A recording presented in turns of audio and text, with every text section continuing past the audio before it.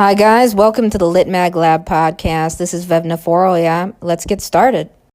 So, previously on the podcast, I was giving you a tour of Paranoid Tree Press.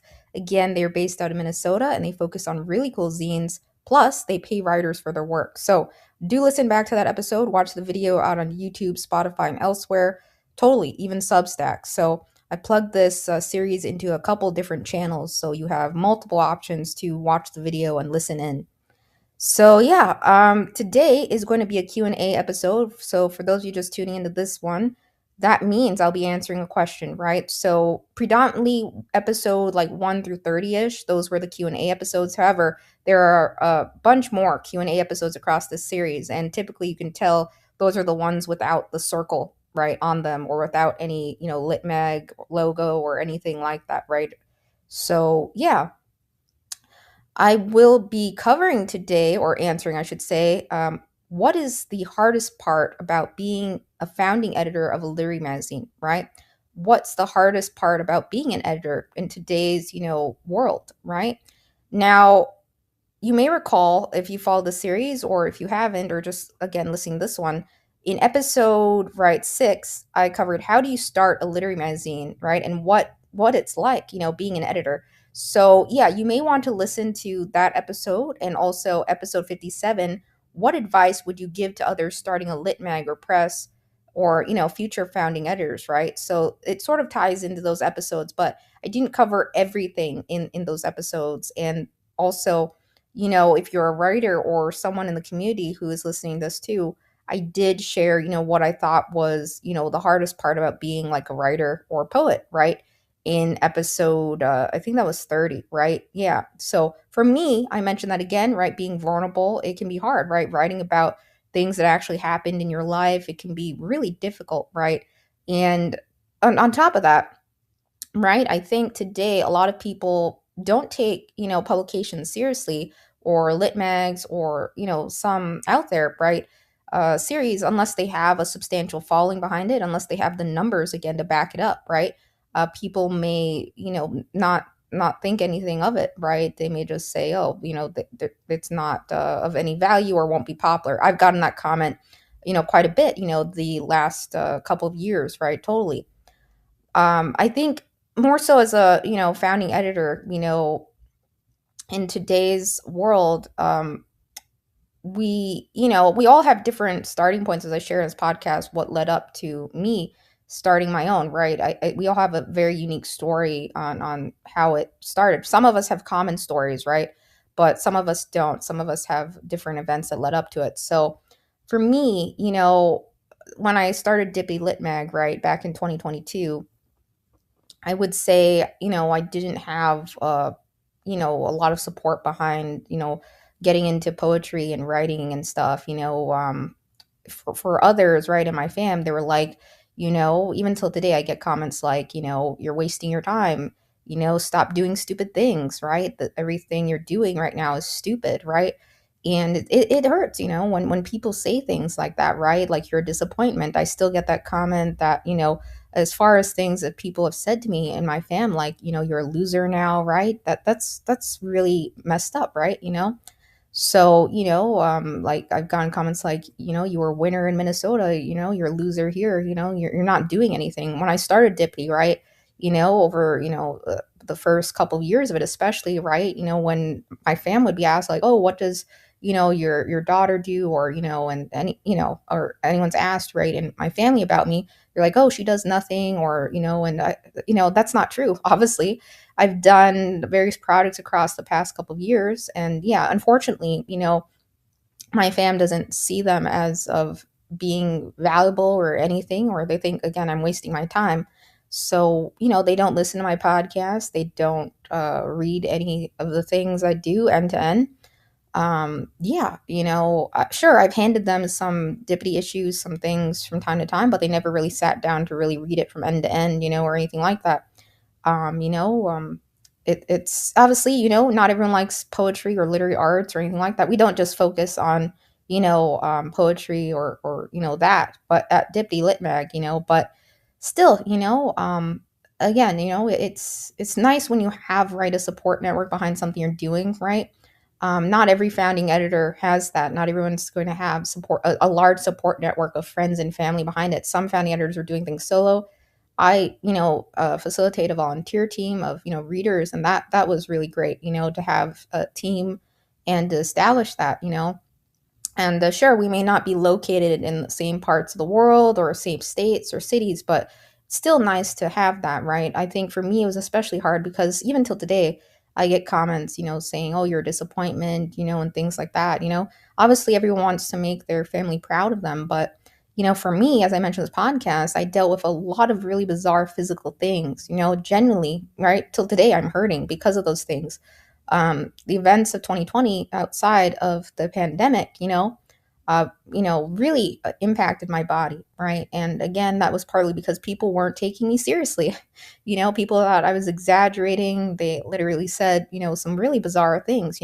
I think the past couple years, especially, right? People had said the most, and I apologize. There may be some language on here that I'm quoting, right? That may be rated R in nature, right? So I may have to mark this episode explicit. I try not to curse or anything like that, on podcasts, but sure, in collections and stuff, sometimes we do that. I think, probably, my whole life I made it, a thing to not swear. However, across my life, again, I was exposed to nothing but swearing, nothing but really foul language and really harsh words, things you should never say to family, my whole life since I was a kid. And yeah, so I'm just quoting things off, right? Things people said to me and stuff that was pretty painful. But again, I grew up around, I would say, a lot of rather racist, homophobic comments, right? Things that are super inappropriate to say about fellow human beings, and yeah, again, it's just painful, and yeah. Yeah, again, I totally, over the years, I've seen just people, it doesn't make sense, I think in the world when people treat each other, even till today, right? We're seeing people, lack compassion. There's still so many cold-blooded events in the world happening till today. But it's tough, and I think, writing and art, right, add a lot of it can add light into the world. But it was really tough for me to run Dippity, I think, when, my whole life, right? I really dealt with a lot of yelling and shouting at me, like putting up with that. And, um, when I got, physically messed up, right, in 2020, like quite a bit, and I could barely get out of bed, right, and people thought I was making stuff up. Till today, I still get comments saying, you're too young to have issues and stuff. But I think people need to understand, right, anything can happen to anyone at any age, right? And people can get hurt that way when people assume you're making something up rather serious, right? It could be an incident no one saw. It could be multiple things people never saw happen to you, but your body has, right, traces of maybe physical trauma or damage in it, right? That is undeniable. And sometimes people don't look careful enough, or they don't go far enough to help you, or they dismiss you because what you're saying sounds impossible.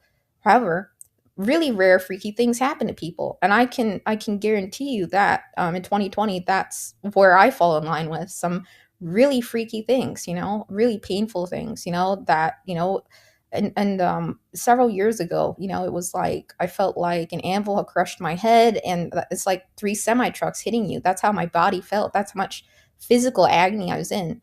And while I was going through physical agony the past couple of years, my fam went as far as saying, I've become a bad daughter, a bad person. I mean, that's not true at all. I'm not, any of the names they call me, right? Lazy, no longer hardworking, right? I mentioned this in my guidebook a little bit, that it was really hard for me to want to keep doing Dippity because of the comments I was getting, like rather harsh things. People saying, oh, you're doing bullshit editing, everything you're doing stupid and a waste of time again, it's hurtful, I was doing what I could do, right? Because of how much pain I was in back then. I was even in more pain than I am in now, right? And, you know, um, it's not as simple as taking a magic pill or an injection to fix something in your body. Some things are rather severe and serious, right? There's so many different conditions with the human body. Some things are more obvious than others. And sometimes people miss some major things multiple times. It happens. It happens. It really does. And it was just so much in a shock for me, back then, just how, people treated me and the things they said to me. I literally had people walk away from me. I had people whistling, and a lot of weird things really happened. And, earlier it said something, I'll circle back to continue what I'm saying in a bit, but in terms of racist, comments and stuff, some of you guys have read some of my work and some stuff, but yeah, totally, when my parents, got hitched or married, right? And my folks, right? So, yeah, totally. There was a lot of racist comments towards my mom, and it was kind of weird, if your whole family is comprised of, let's say, minorities, right? And there's racism between your family, right? That's pretty weird, right? That's pretty hurtful, yeah, my mom was called all kinds of names. So was my dad. They didn't have a lot of support behind, their marriage initially, right? I shared, right, a poem, right? My folks didn't like that I shared that poem, but it's true. That's the thing is, I'm an honest person. Like, I write the truth, and sure, it is good to keep things private in your family. Some things, obviously, right? We all have personal things, right? I'm not trying to like overshare. I'm just stating the truth and honest facts, right? Some really nasty things happened in my family. And it was really hard to see that as a kid.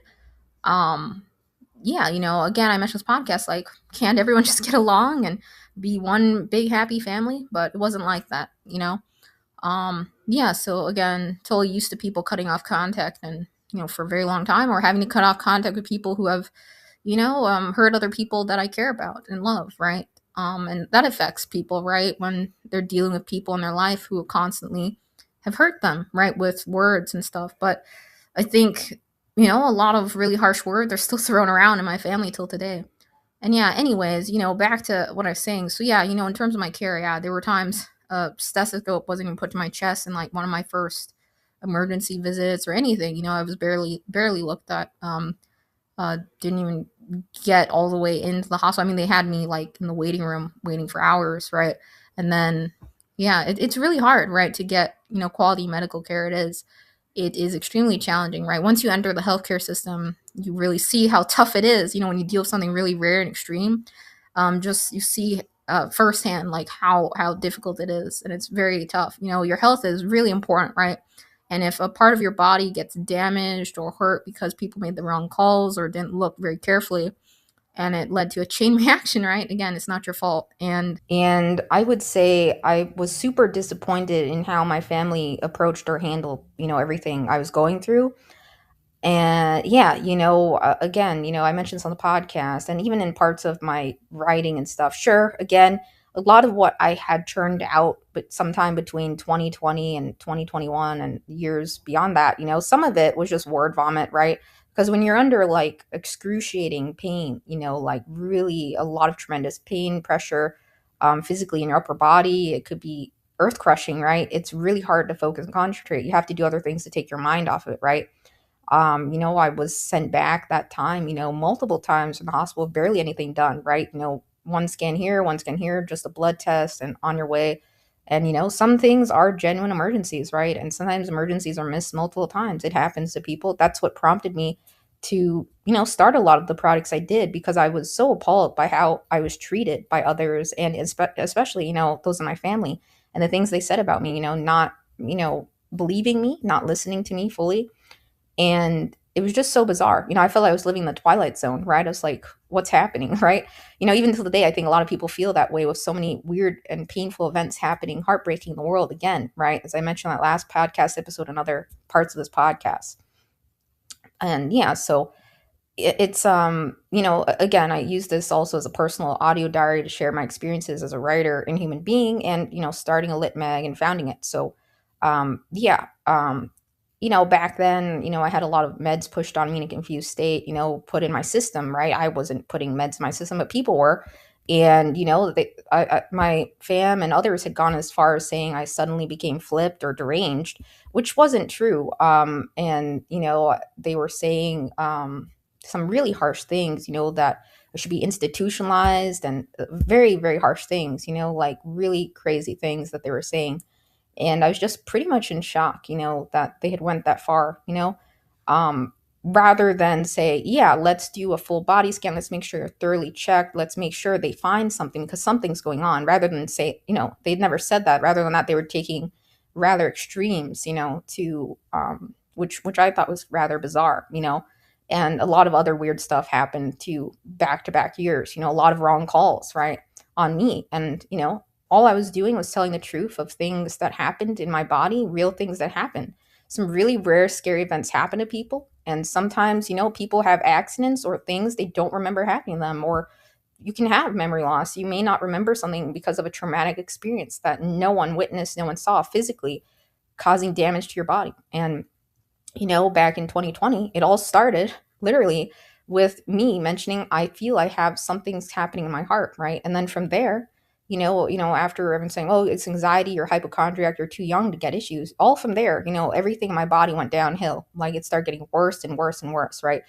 People are saying, "Oh, there's nothing wrong," and now years later, right, things are showing up in my hands and other parts of my body.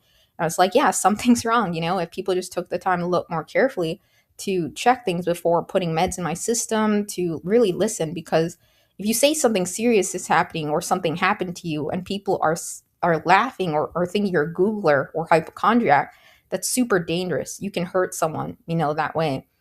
And yeah, again, I was just really appalled by people like whistling at me, walking away from me. The past couple of years, I was, people had gone as far, calling me all kinds of names. Throughout my life, I also have gone through name calling. So I really don't appreciate that, right?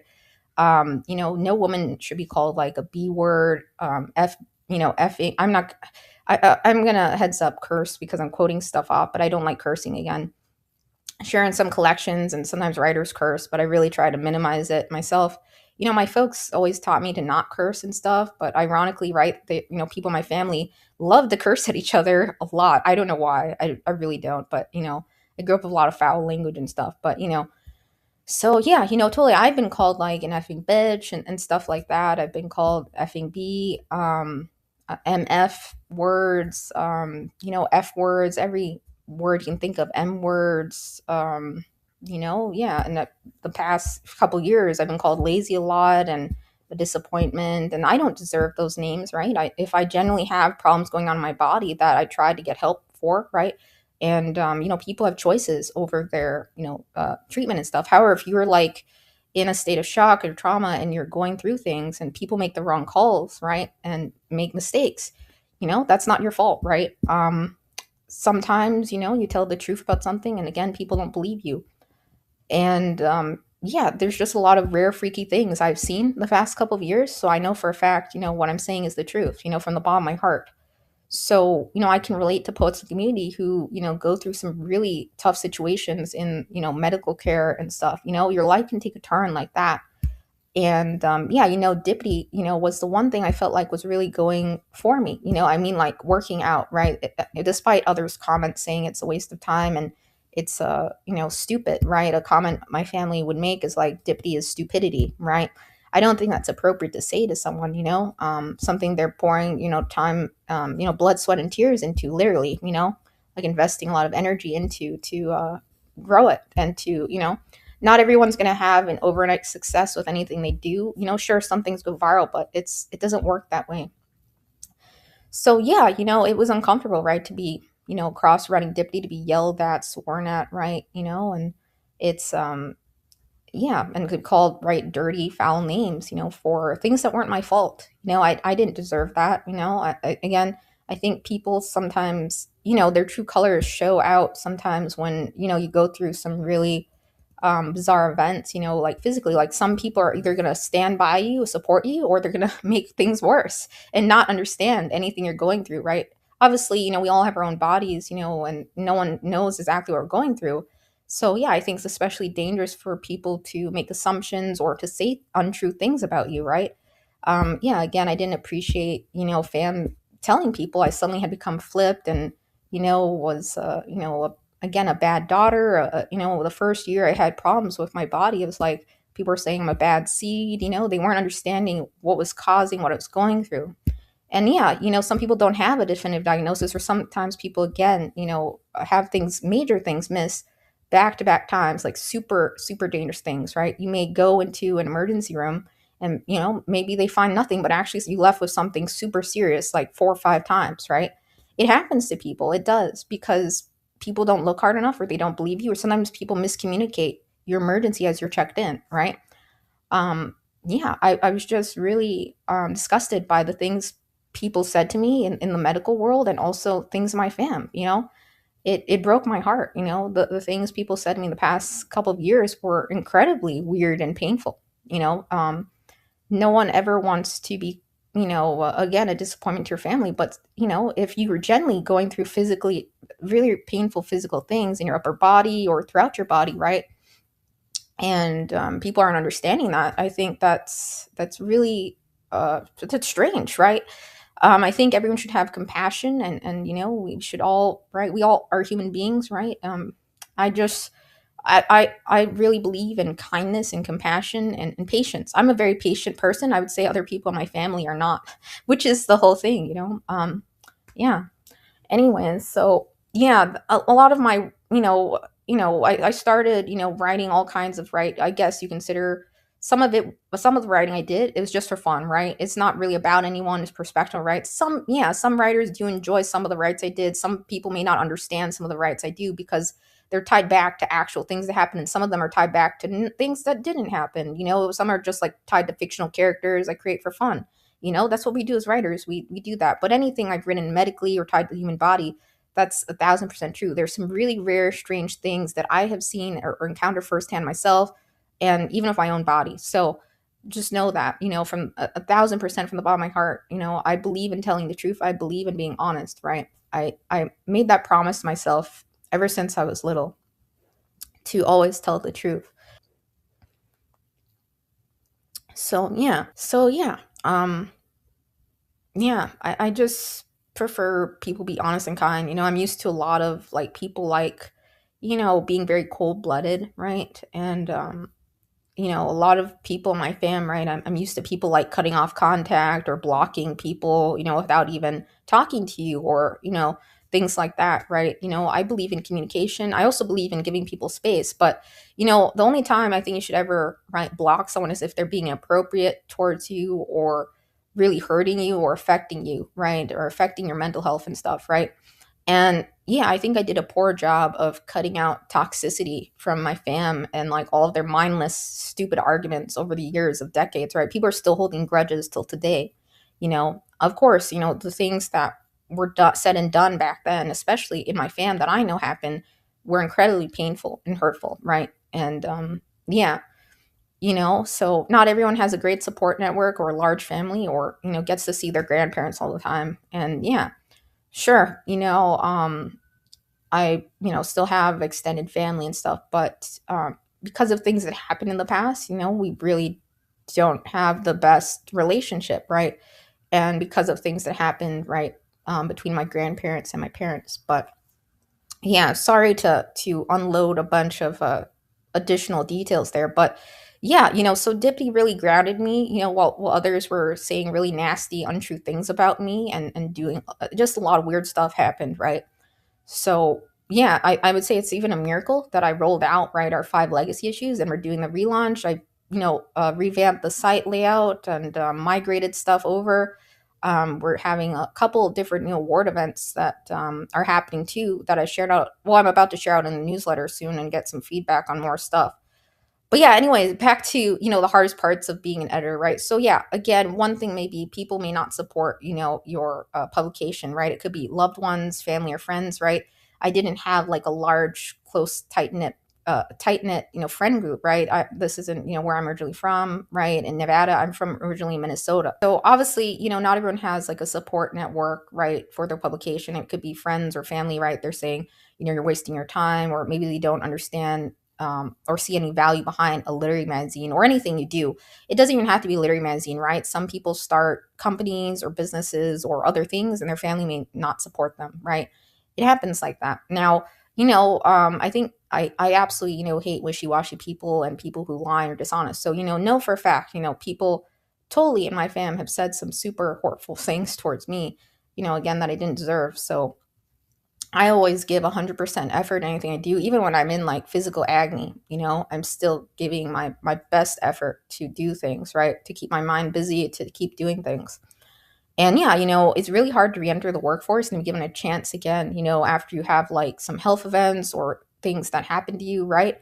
It's really hard to go back to that. So, so I did other projects, for musicians and bands. I did other publications or other series, yeah, so it was just incredibly painful, the first couple of years, starting Dippy, and even prior to that a little bit, right, where people are saying, oh, you're doing nothing, you're a do nothing person, right, or going as far as saying you're useless now, and stuff like that. It's very hurtful, right? That's what I was dealing with, while running Dippy and yeah, and my literary magazine. So yeah. So aside from, not all founding editors having a massive support network of friends and family surrounding, right, maybe their passion projects or things they want to do, I think even musicians and artists run into that, and other people, right, and maybe people who choose other careers or things, right. I wasn't really looking for a career in this, more so I did it because of other things happening in my life, and I wanted to do something good, do something positive, right. And yeah, writing and art have always been there for me when, weird stuff and arguments again would happen, like in my fam and stuff like that. Or even when I was going through physical events people didn't really comprehend or grasp the severity of, right, just how bad they were at the time. And you know um I'm used to rather, right, up people getting upset fast, people getting angry a lot. That's something I dealt with my whole life, right, again. So I didn't do I'm sorry I circled back to this, but I didn't do a good job of like cutting toxicity out of my life, like in terms of personalities and very, people who are just constantly, seem like they're very easily upset, constantly angry, right? You can't be around people who are constantly angry, or they can hurt your health. It can really be detrimental to your health. It can cause a chain reaction of things like maybe heart problems or other things in your body. It can be. It's not good to be around that, right? And yeah. So, aside from, members of my family saying nasty things about me and my series and stuff I'm doing, right? Sometimes sometimes you'll counter as a founding editor, right? Submitters who will say really upsetting, disgusting things to you, right?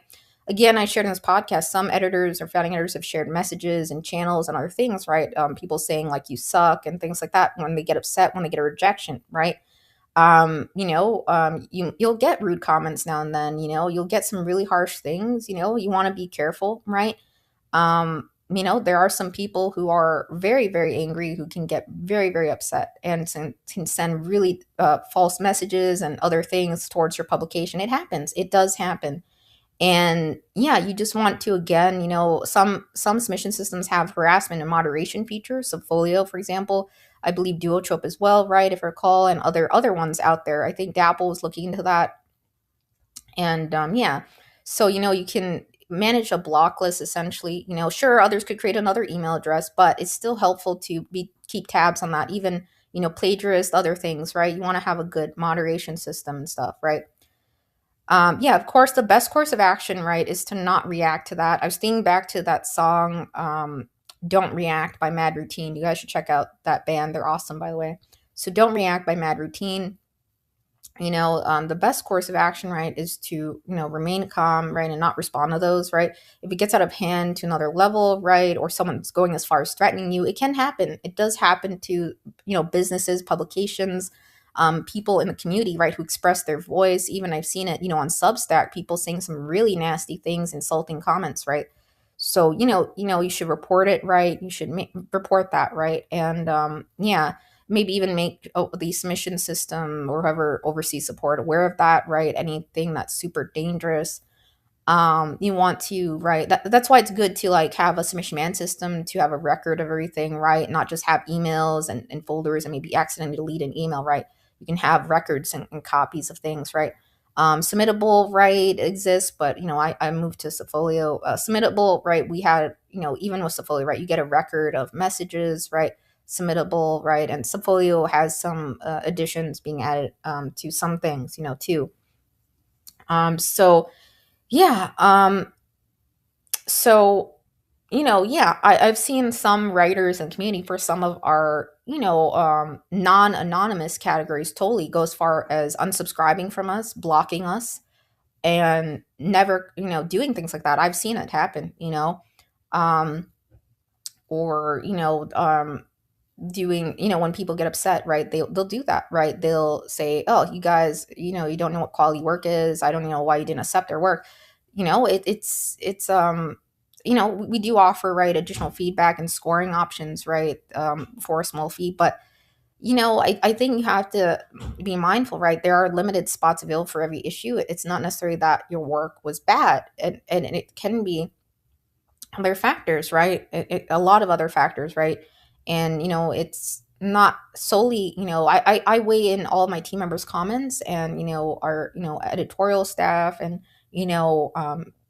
yeah. So it's very hurtful, when others say really nasty things when they get upset, right? I'm used to that my whole life. I've put up with that. But, so you're going to run into eventually, maybe at some point in time in your life, some people who get upset or don't like maybe, your publication because you didn't accept their work. You can't accept everything, right? That's going to happen. And some people are going to do that. They're going to unsubscribe, block you, and never, never want to, submit to your publication again. It's not because of you particularly. It's just because they got upset, right? And you shouldn't do that, right? As a submitter, you should keep trying, right? I know some writers, they got, right, 40, 50, 60 rejections. They get several hundred rejections, maybe or 12, 10 acceptances the entire year. That's the whole matter of it, right? A lot of work gets rejected through lit mags and journals, right? So just keep that in mind. It's not that you're a bad writer, you got to keep trying, you got to keep growing, right? And yeah, so again, most founding editors are doing unpaid work, right? And a few are salaried. There are nonprofits and other things like that. So, you have to love what you do day to day and, also handle personal life events at the same time. So it can be very challenging, right? And I'm quoting this off of, by the way, parts of my guidebook, Lit Mag Nation. I did just finish the print book too. Um, and yeah, so I will share that too when it's released. The ebook version is available, right? And yeah, I do mention some of the things that I covered a little bit here that, I didn't have the strongest support behind this when I started it, right? Being called a loser and disappointment, right? So, yeah, I'm just being brutally honest. I think it is hurtful when people say things like that. So you have to brush it off though, right? People not understanding, what you're doing, and it's again, if you're doing something positive, you're doing something you care about, right? I think, if you're going to start a lit mail journal again, you should go all out for it. You should just try your best, right? People change their minds. Sometimes they decide, oh, this isn't not what I want to do. That's okay. But I think, for me, I was like, I'm going to start this. I'm going to keep it going. It's the one thing that, I, really care about right now, in my life with all the other stuff going on that's really heartbreaking, right? So it really kept me grounded and focused on, that versus like the stuff I was going through physically that were extremely, extremely painful. Like, yeah. So, what else? So, again, as a founding editor, you won't have, as much time to really tackle your personal projects and things you want to do, right? So it can help to have a volunteer staff so you can take breaks, so you can do other things. Maybe you have a part-time job or you do other freelance projects on the side, it can be hard to juggle all of that. So you may not have as much time to submit to places yourself as a writer, right? And yeah, because you're coming through submissions, screening things, right, overseeing a staff or trying to grow your publication, so you're not going to have the same amount of time you used to have for submitting to places, right? And yeah, so it helps to have assistants, or managing editors or junior editor maybe to help fill gaps, and or a team member, a backup team member to fill those gaps in the event you need to be away, right? And yeah, so your workload again can be very heavy, right? You may have short turnaround times, depending upon the response, window you set up, issue release times, right? You've promised others, right? I think, quite a few publications I've covered in the series, right, have like specific windows they're open and specific issue release times. Now, most online publications, do have a schedule, submission window of some kind, but ones that have print, right, I think it becomes tricky, right? You have a, submission window, right, the online window, or some are print and online, so you have multiple windows you're juggling, release window, right, submission window, print window to get it out, right, for that, it could be the year, right? It was, published, right? You have very tight turnaround times, right? So yeah, and yeah, so submission volume can be unpredictable. There were times, I recall we got something like 70 submissions in a whole like span of, I think it was like when we started off like 2 weeks suddenly out of the blue, and that was a lot for us at the time, to take on, a couple years back, and then yeah. So sometimes you see spikes, sometimes others wait towards the very end to send, right? Towards the deadline. You're like, oh geez, everyone waited towards the end to send things through, right? It happens, so you may see very quiet windows, very a surge of submissions suddenly, and you have to be able to juggle that. So it's always a good idea to have a volunteer staff of some kind, or some friends pitch in now and then, or if you're fortunate enough, family, right, to help out. There was I think Litmag News mentioned there was some publications even out there where it's like a mother daughter team, or father, was it a father son team? It could have been mother daughter, or yeah, teams out there. Or we've covered some on this podcast, some husband and wife teams, behind Litmags too, which were really cool to see. Some family run Litmags and journals do exist right out there. Yeah, so that's always heartwarming to see. So yeah, I also have it listed here. So yeah, it can be tough to send declines again on traumatic experiences or things that actually happen to people, especially when it deals with grief or the passing of a loved one. It's very hard. Sometimes we do read pieces that bring tears to our eyes, and it's very very hard to decline those. I was just thinking back to some pieces I read years back, and it was like it's really heavy. It can be heavy what you're reading, even your reading team. It can make others cry. Some things, that's why it is good to have like warnings, and people, when they're submitting, to have warnings and stuff. But it's not all publications do that, but I think it's important to have trigger warnings and other stuff, in advance for people, because there are heavier topics in nature, right? Yeah, tied to grief and loss. So it's absolutely tough to send declines. I know it's not easy. The first time I was sending out a decline, I was like, oh gosh, I was like sweating bullets. I was like, this is the first decline I'm sending. I'm like so scared, right? And then I just did it. Once you do it and you get in the rhythm of like your publication, then you get a handle on it. But it's never easy sending declines, because you know how much time and energy some invested into the submission, and how much they want to be a part of a series or publication, right? Um, we as founding editors, or those who run publications who also take the time to submit, right, know how it feels to get declines. I myself shared, right? I'm not widely published myself or anything like that. I get declines all the time. It's, I accept that, So yeah, the publications you do get, yeah, those are totally, wins, you could say, right? Those are accomplishments, right? Yeah. Whether you get paid or not for a publication, right? It's still an accomplishment to be published, right? It's hard work to do that. It is, it's not easy. So yeah. What else? So yeah, you're always technically running low on resources year round. Most publications are, and you can only do your best, right? So yeah, money, funding, right? Obviously no one has an infinite supply of money. Again, I was only able to really do this with Divi because I'd worked in IT, and yeah, I'm in a place where I have fam with me, right? So that's why I was able to do it. In the case of not having that, past work under my belt and other stuff, yeah, I probably wouldn't be able to start it. I did use my book sales to cover monthly expenses when I started it quite a bit and stuff like that, but sometimes you have to do other projects to keep things going and other things, right? It's not easy. It was really especially difficult for me when I was, out of the workforce a while, so I had to do other projects and stuff. Of course, it's not a super high wage or salaried or anything like that. I'm not salaried through Dippity or anything.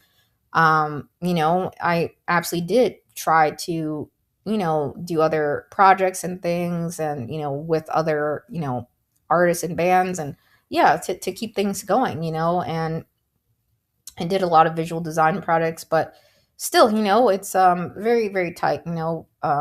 We don't have a very, very large, budget. We don't have any funding, right, for this. So I'm just doing what I can. And yeah. So again, being an editor, right, it doesn't mean that the clients stop for you, right? There are some services, partnerships, or platforms you may want to go into, right? And people may say, no, we don't believe this is popular. We don't believe our audience will like it on this platform. We don't want you to be part of it.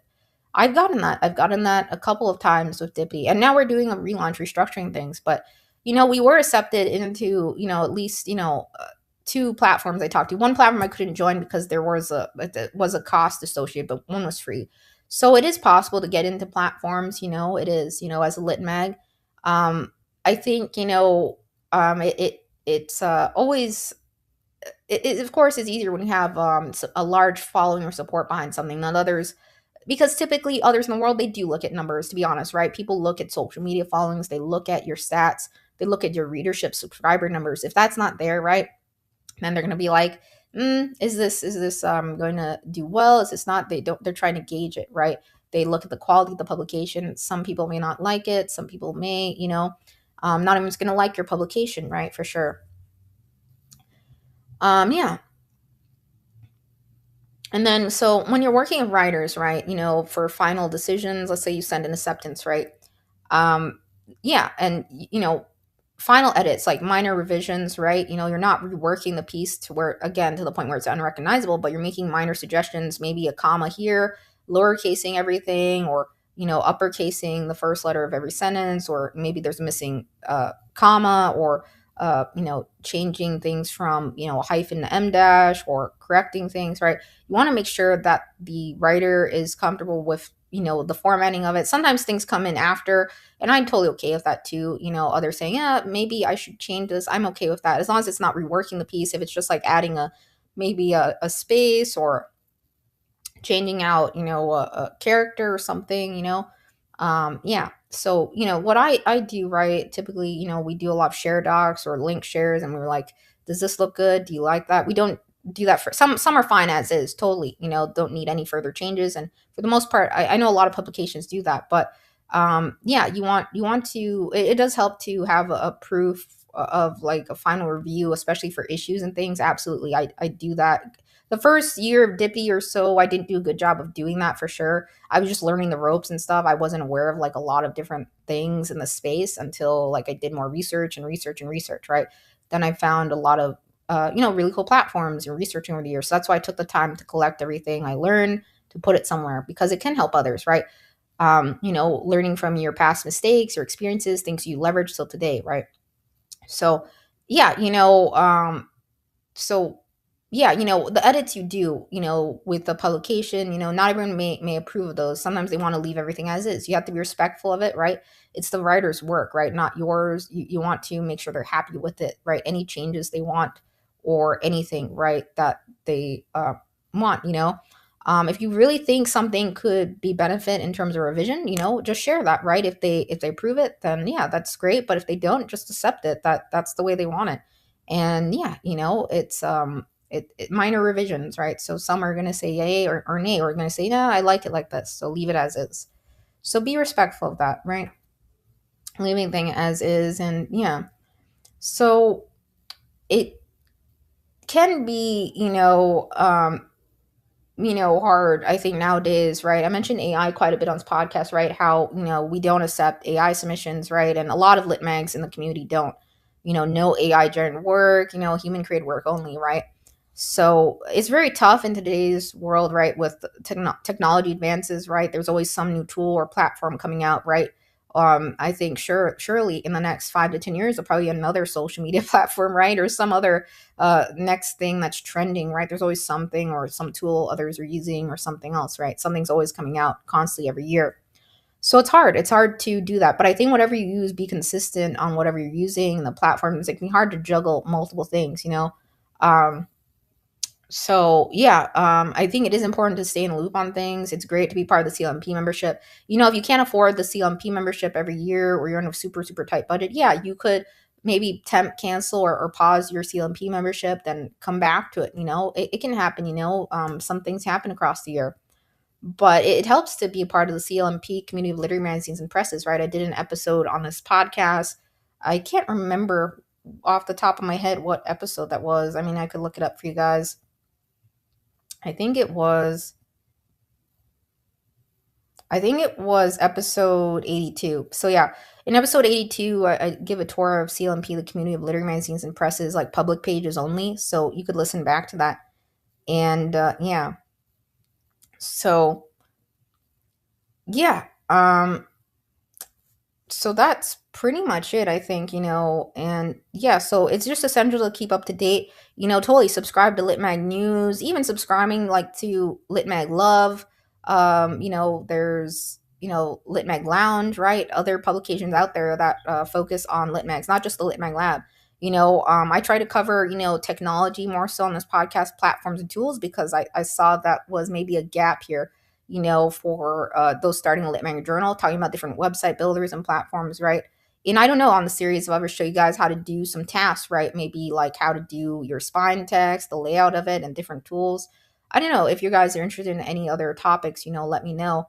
I do. I'm working on. We're open right now. My own Lit Mag, right? I shared in the episode, so and I'm doing a couple new things with it.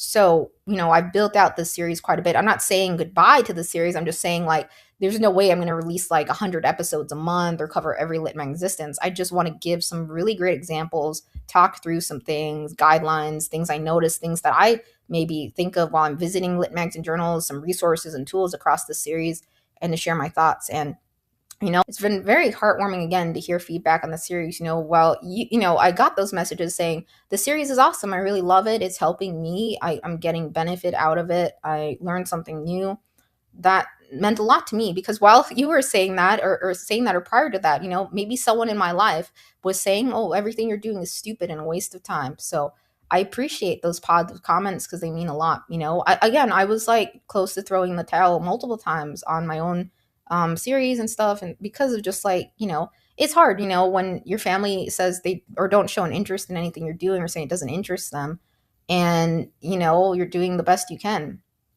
Obviously, it's a very tough time. I know some friends and community even can relate, right? The workforce is really hard right now. It's hard to get an opportunity now more than ever. There are some founding editors who generally have, physical problems too, or, could be doing, a day job and doing the publication night on top of that, or stuff like that, right? Or there's some founding editors who go out and work even, or, have to do other things to keep their publication going, yeah, it's very hard, so yeah, I used a lot of my personal book sales to keep things going. And, you know, I'm not, spending several thousands of dollars a month or anything like that on Dippy. No. But yeah, totally. Our chapbook series that took quite a bit, a lot, because we're doing right custom artwork for sometimes and sometimes not, but we're trying to pay artists fairly for that. That's the only thing we haven't any award over besides from our annual contest, right? So yeah, we don't have $10,000, $20,000 cash prizes at Dippy Lit Mag. Some of the Lit Mags that cover in this podcast, right, have some larger, right, $1,000 award events, contests and stuff, right? But some of those have entry fees, right? So, we discontinued, right, fees at Dippy Lit Mag, excluding Dippy Press. That was a change from what you may hear in the Q&A series again.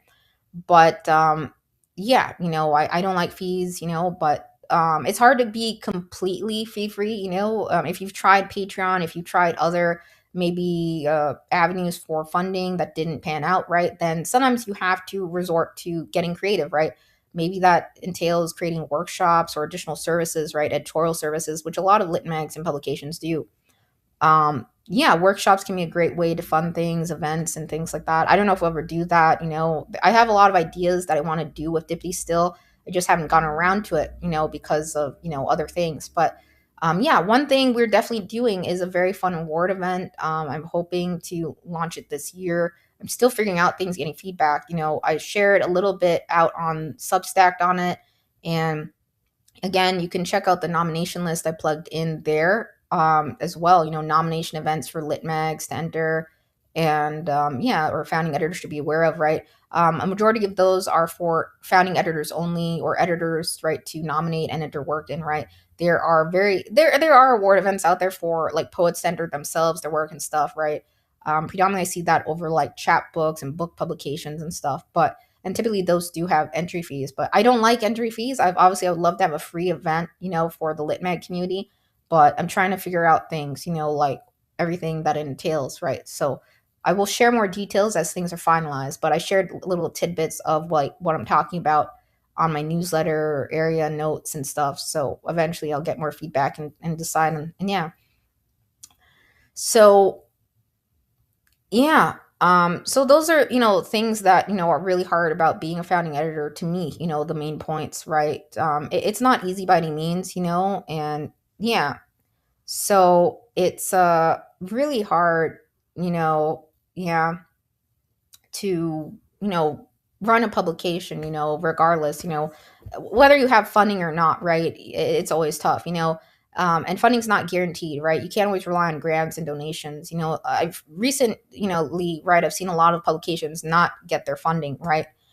Be denied, right? And it's like, really, it can be gut wrenching, right? To see that, we don't have any funding like that. We're not nonprofit, you can't just depend upon grants and other things like that, right? Some publications are community driven by donations, or maybe some have, partnerships, even things like that to keep them going, right? But not everyone's as fortunate, right, when it comes to funding and things like that. So a lot of lit mags and editors, some are self-funding things or taking out of their own pocket to keep things going for sure. Or some do have submission fees, right? Unfortunately, they do have fees and contest fees and all of that. Um, yeah, again, I share on this podcast how to find fee-free opportunities. I don't like fees. That's why I took out fees of Dibbity Lit Mag. But we haven't gotten rid of fees at Dibbity Press. So yeah, again, I don't know if our award event will be entry free or, or not. It's hard to be 100%, fee free, unless you have like a way to fund it yourself, or, some other things going on, community driven funding, right? That's consistent, you know? Yeah. So it's pretty tough.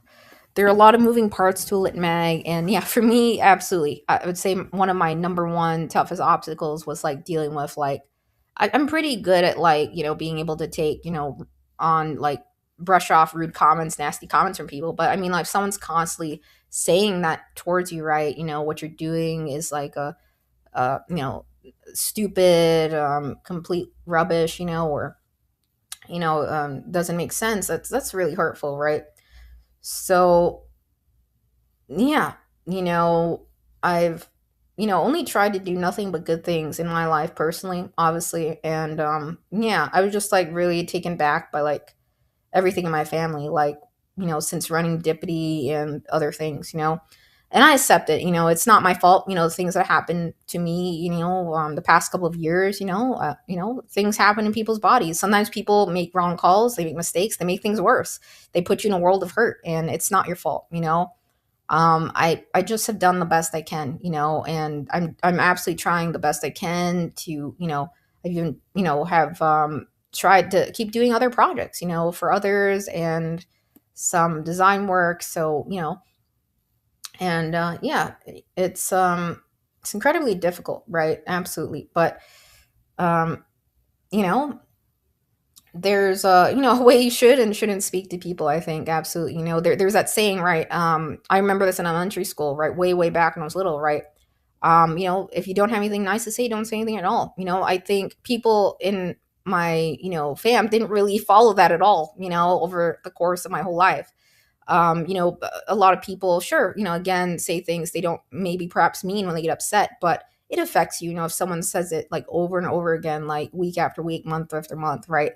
That can be very, very painful thing to hear, for sure. And it's not good to be around that, right? It can cause more stress on your body when people are like yelling and shouting and swearing at you while you're in pain, right? So I had to deal with that quite a bit, it's not like I, could just like, stay over with a friend or family member, right? Because another family member, because of, just like things my family is going through, right? I want to be there for my family, when, right? Despite the things they say about my publication and series, right? Despite all the name calling and untrue things, right? I'm still someone who is like, I'll always be there for my family, despite, every family has issues. So I'm like, I'll always be there for them, even if they, you know, think that, the name calling and all that stuff, right? So I mentioned, right, my fam, we're undergoing, right, another cancer diagnosis in the family, right, that happened, in the past 2 years. So it, it's hard, so I understand, people have mood swings. I've dealt with mood swings my whole life, and get upset. Some people don't handle things appropriately, right? And it's hard, but you do what you can. I always try to show love and compassion towards others, and and it's hard. It can be hard to keep going, when people are constantly, we're saying, oh, you're doing nothing. I had people back then, even say, and over the years, right, say like STFU to me, GTFO, really harsh things to me. I was like generally like physically depleted, like I felt drained, right? I was like in a really world of hurt. Till today, I have some things going on, but I'm giving it my best effort.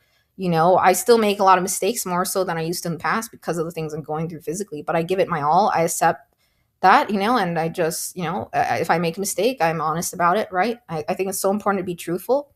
It doesn't make sense for people to lie, or to do things like that, yeah. And I've been trying to grow our staff a little bit, but we don't have any technically openings right at this very moment, um, yeah, just with like, I think we have good coverage right now, but yeah, and it's gonna happen, as a founding editor, right? Sometimes there was a year we lost like, I think, three volunteers because two had life events, or one vanished or disappeared without ever telling us why. And then, one had school events and other things happen, right? Or life changes. And yeah, I'm totally accept that, right? Everyone, it's unpaid, volunteer position, right? There are other priorities in life, right? A job with benefits, all of that. That is absolutely the priority. I would love to facilitate something like that, where it's like a paid, salaried, and everyone has some sort of honorarium or something structured. But you know it's not, we're not there, right? And we're doing a relaunch, so I'm just trying the best I can. I think it's worth it to keep trying to try different things, to try and grow something. If you invest a lot of time and energy into it, I'm not the type of person that says, oh, I'm just going to give up, I'm just going to fade away. I'm not like that. Although, when you're undergoing excruciating physical things, maybe damage that was not your fault, and other things, right, back to back events, right, it's super hard to keep going. It is. But I absolutely always said, I got to do this. I give myself a list of things I got to get done, regardless if my fam thinks it's not hard work or at all or anything like that. I don't know what's their deal. But I've dealt with rather harsh comments my whole life, so honestly it's no surprise. People handle things not appropriately, when I expected them to really be there for me. And I think they actually made the situation I'm going through my body way worse, way more painful, because of the wrong calls and stuff that happened, that I know happened, right, that I'm dealing with and feeling with till today. So yeah, um, I think as a founding editor, you have to just, accept, you're going to make mistakes, right? You're going to just own up to them. If you make a mistake or anything like that, it's going to happen, especially if you're starting out. Just correct it and address it right away. I think too many people in my family, right, the moment you make a mistake on anything, right, they like rehash it over and over again, or they talk about something that happened like 3 decades, 2 decades ago. Like they never let it go. And that's really messed up. But, I don't know, it's just messed up. I've dealt with a lot of really tough things while running Dippity. Absolutely, I must say. um you know it's um it's yeah, it's really tough. I know, again, a lot of my personal work, it is pretty rando for the most part. But any of the medical related ones, those are 1,000% true. Like things that happen, things people said to me. I just had so much cursing at me, and stuff. The only time I ever would, I think curse back at someone or say something like that is if someone's really, again, I mentioned this pod, like pushing my buttons, saying really hurtful things towards me that I don't deserve, right? Or not listening to me or not taking me seriously. I think it's incredibly disrespectful, right? So I think it's sad, when people say, just let it go, but I think, if someone's actions or mistakes or errors or something they miss led up to you getting hurt, right? I think people should be held accountable for their actions, right? If someone didn't believe you and you said something, or they made the wrong choice, right, in your care, or didn't go far enough or didn't believe you or anything like that, and it led to significant damage or took away from years of your life or your career, even, it happens to people, which is what I shared, right? There are a lot of horror stories in the medical world, right? People losing their career, people losing, as far as like, I'm not trying to be graphic on here or anything like, but it happens. People lose, maybe their fingers or parts of their body, right? Stop functioning because of errors or mistakes people made. Some people face extreme physical damage just from one small mistake. It happens. So yeah, while running Dippity, I just had to put up with a lot of really harsh, really sad comments from my fam that really were really upsetting. Again, until today, yeah, until today, technically, I'm still being called like a loser and disappointment in my family, which is, I think, really hurtful. You know, yeah, I've always been someone who always gave my all. I always gave my best effort. My family knows that, but they're like, oh, you moved here and you became really weird, or that's not true. The thing is, I have like sometimes you're going through something weird physically, right? And people never grasp that, right? So it's not like someone suddenly became flipped or crazy or deranged, right? It's more so that they went through something incredibly weird, painful, and rare that people never really took seriously and made things worse and hurt you, right? People can hurt you with not just words, but like the wrong calls, right? It can happen.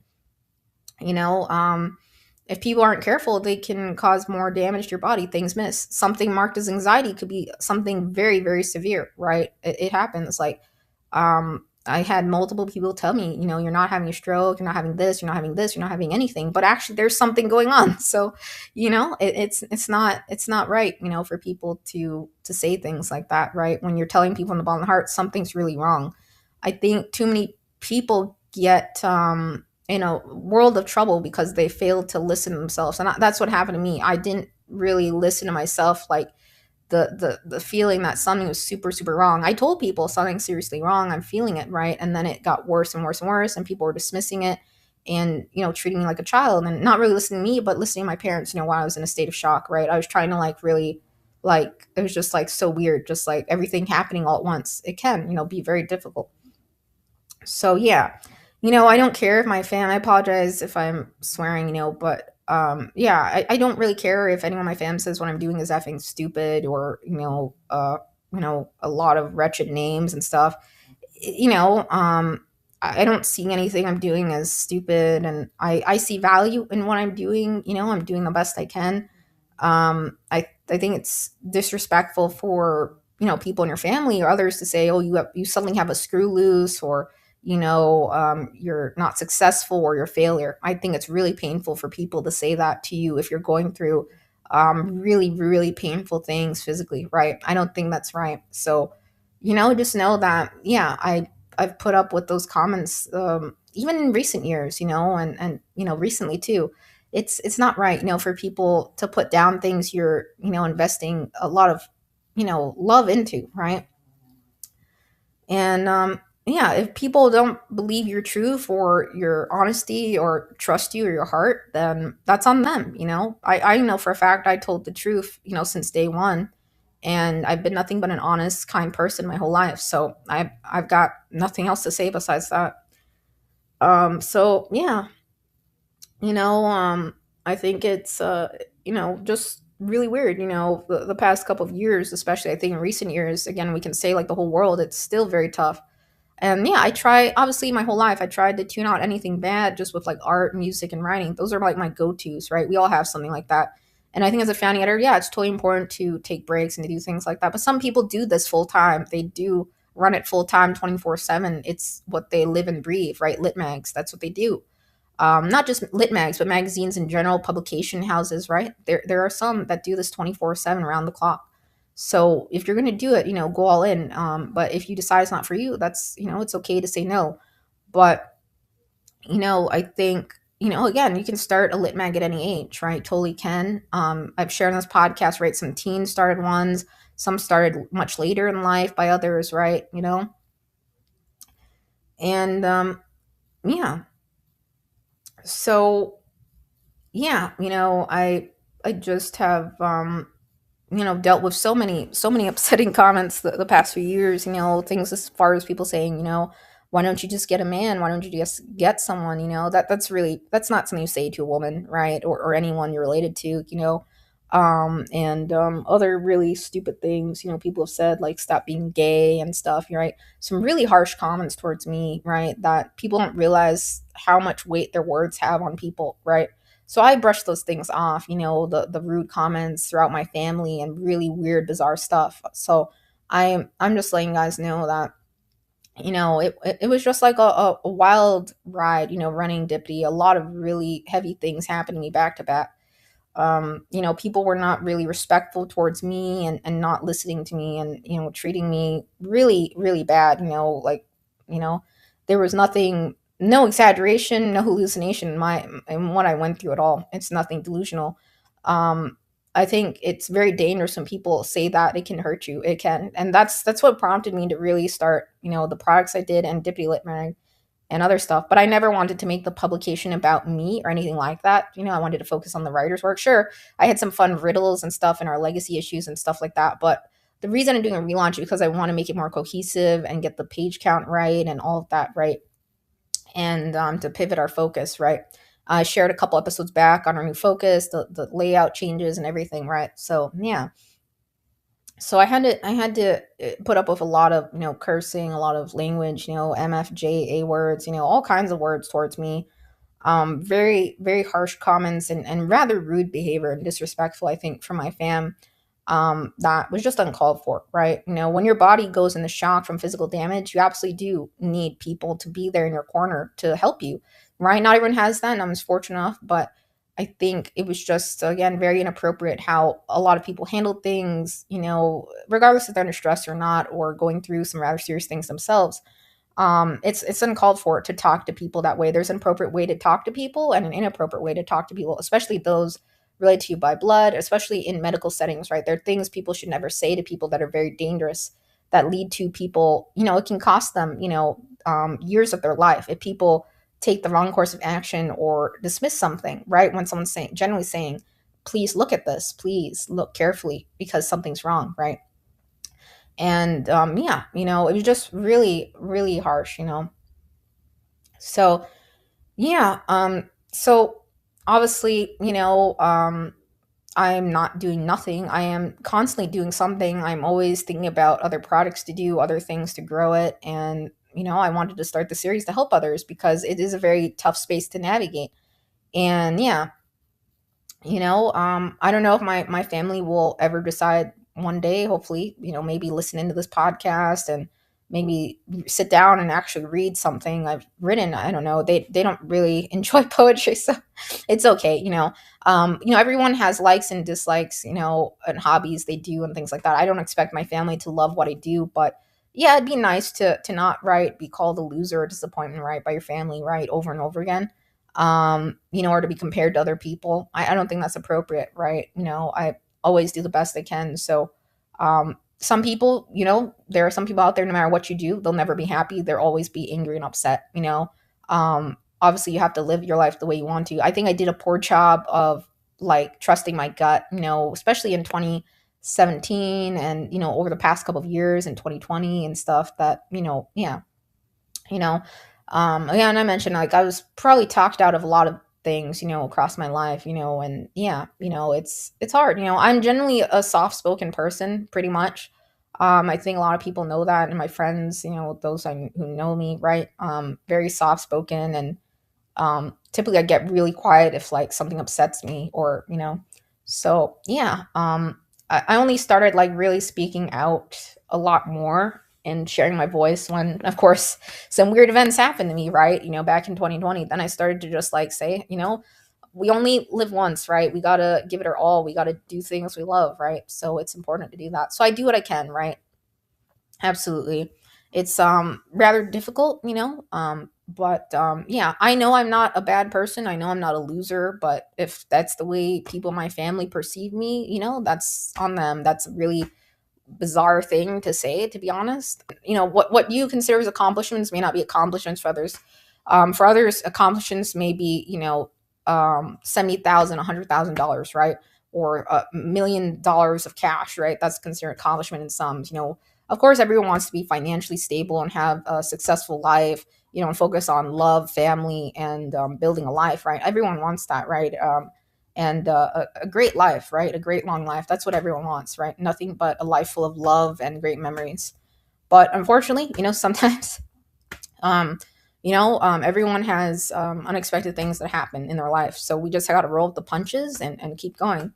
It's incredibly difficult, but yeah, I just wanted to share this because it's hard, yeah. Yeah, so yeah, again, I wouldn't say I had the best support behind this in terms of that. I would say my family, my folks, yeah, they do care about me, but I think sometimes people worry so much about you or over care, right? And then they make the wrong calls or do other things that end up being the wrong course of action, right? Or they don't listen or believe you, and then that also is very painful. But yeah, and I love everyone in my family, but I understand that they still don't understand or grasp like things I've gone through or going through physically till today.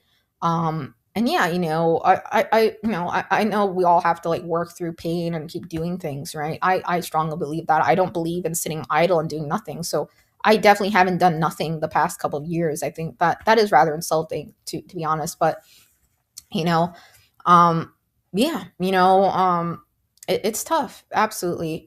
Being a writer or founding editor or artist in general nowadays, right? AI is taking over a lot of things, right? And it's hard. The future is constantly changing, different fields. It's very, very hard. A lot of lit mags are going, this year especially, there are going to be more lit mags. Lit mags are going to close, it's going to happen, and others out there. But I hope it's not as many as, previous years or anything like that, or anything like that. I hope, more lit mag as I'm speaking right now is probably being created, and that's great, at this very moment. But each year at the end of the year, especially, lit mags close. So it's tough, it's not always because of financial pressure. Sometimes it's because of life events. Sometimes it's other things. But yeah, when I start something, I like to see it through, like all the way to the end. I'm not the type of person that just like abandons something and walks away. I'm not at all that type of person. I like seeing through a problem, and figuring out solutions all the way to the end. And doing that. Yeah. So I absolutely give it my all. And yeah, sometimes again, running a lit mag, you may have people totally, on your staff. Maybe I'm not saying this for me personally, but I'm saying like yeah, some people may just disappear, vanish, and you never hear from them again, or abandon it, or maybe you never hear from them again, or never see contact with that person ever again. And it's hard. It's very, very hard. Yeah. I don't know. I'm the type of person that, likes being communicative, being honest and upfront with people. Like, I respect people's space if they tell me they need space. People, I think, in recent years and stuff, weren't super respectful of that towards me and weren't really understanding, right? And there were a lot of very cold blooded, harsh things said to me, a lot of really foul language directed at me, like nonstop that I didn't deserve. So, all in all, I'm a very forgiving person because, sometimes people don't grasp like things you're going through like tremendously. And yeah. So, at the end of the day, family, I love my family, but, I don't love, comments from them, still to the day. I know everyone has in their family different expectations of them, like how their life should look. But unfortunately, some things we go through, right, that are maybe, related to it could be our body or other things in our life that happen, right, out of the blue. And we have to deal with them, right? Some things are more complex than others. And yeah, so I think it's just tough, right? Yeah. So yeah, I just wanted to share that. Sorry, I got into a whole rant. I don't want to make this like a medical related podcast or anything like this, but it does happen. Some founding editors, they face some tough events and stuff, or other things they're going through, while running the publication. I haven't covered a lot of. I don't think I've covered a lit mag or journal that focuses on solely disabilities. So I may do that in the next episode.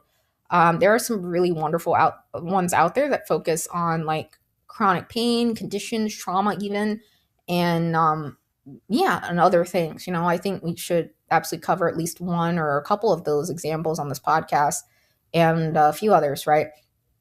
So yeah, I just try to select lit magazine journals that I feel like have very distinct things about them that I want to discuss and talk about. There's no way by any means I'm going to cover like all, 3,000, 4,000, 5,000 publications, but I think it helps. People said it's been helping them, me talking through the lit mags, pointing out things about their site, doing reviews of them essentially, and sharing resources and tools.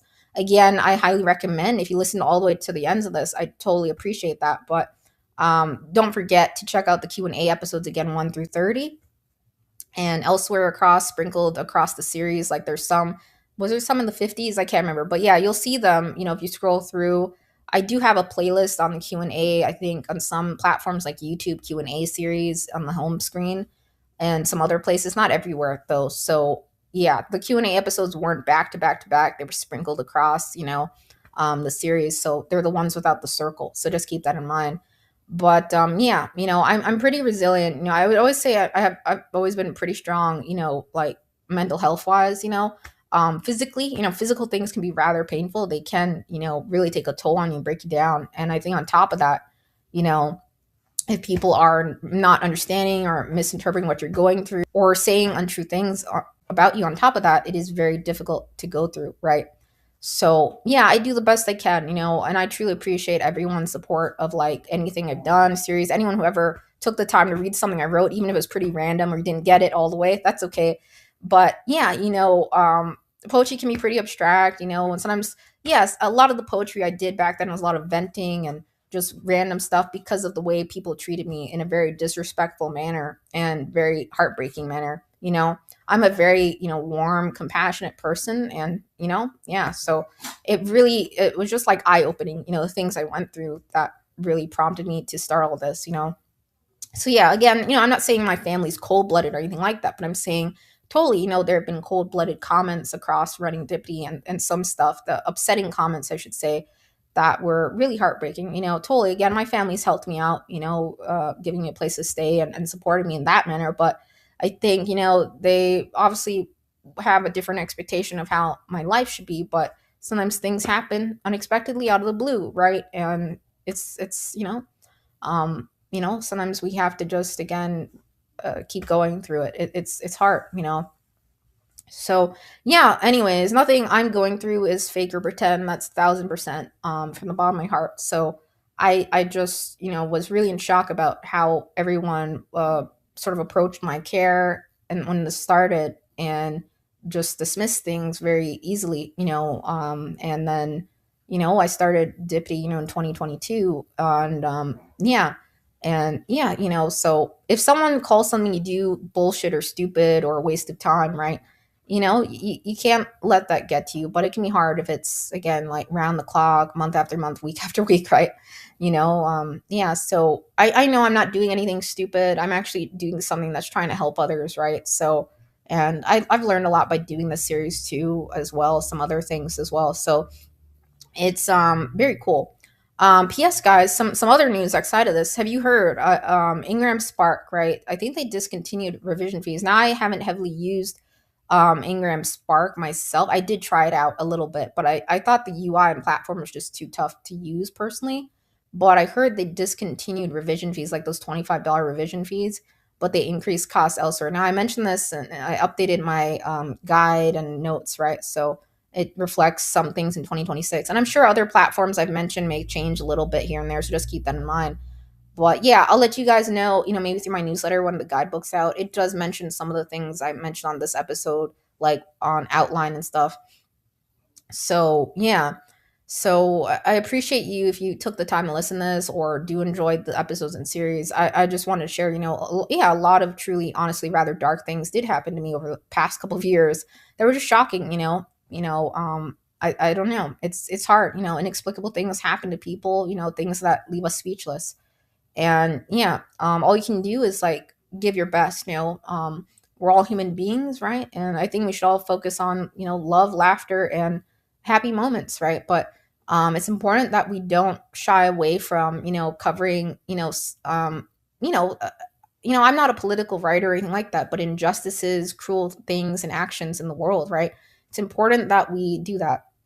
I haven't like posted as much as I used to, in terms of like the online writing community and stuff, but I have been working more so on some resources like the series and stuff like that, right? So just know that, I'm so, again, appalled by like any cold-blooded events and things like that happening in the world right now. It's just, yeah, doesn't make sense, and it doesn't make sense the things people say in my family sometimes too. So I understand that, I've dealt with people's mood swings constantly my whole life, and so it's no surprise to me, how some people can, cut off contact with you, or I've dealt with people pretending like you don't exist and things like that my whole life, across it, or leaving you out, or yeah, or yeah. So it's tough, how people treat others with a lack of kindness and compassion. It happens even till today. And yeah, that's why I reiterate, the importance of being kind in this series, right? Um yeah, you're going to be surprised, what starts because someone was kind to you or was there for you, right? In your darkest moment, right? Some people start some really amazing, cool things. So yeah, absolutely. I hold my family close to my heart. Any person who's been a friend to me, close to my heart. So yeah, so that's pretty much it, guys. I just want to say thank you so much for your support, because yeah, absolutely, by far has been, again, probably the toughest past couple of years of my entire life for sure.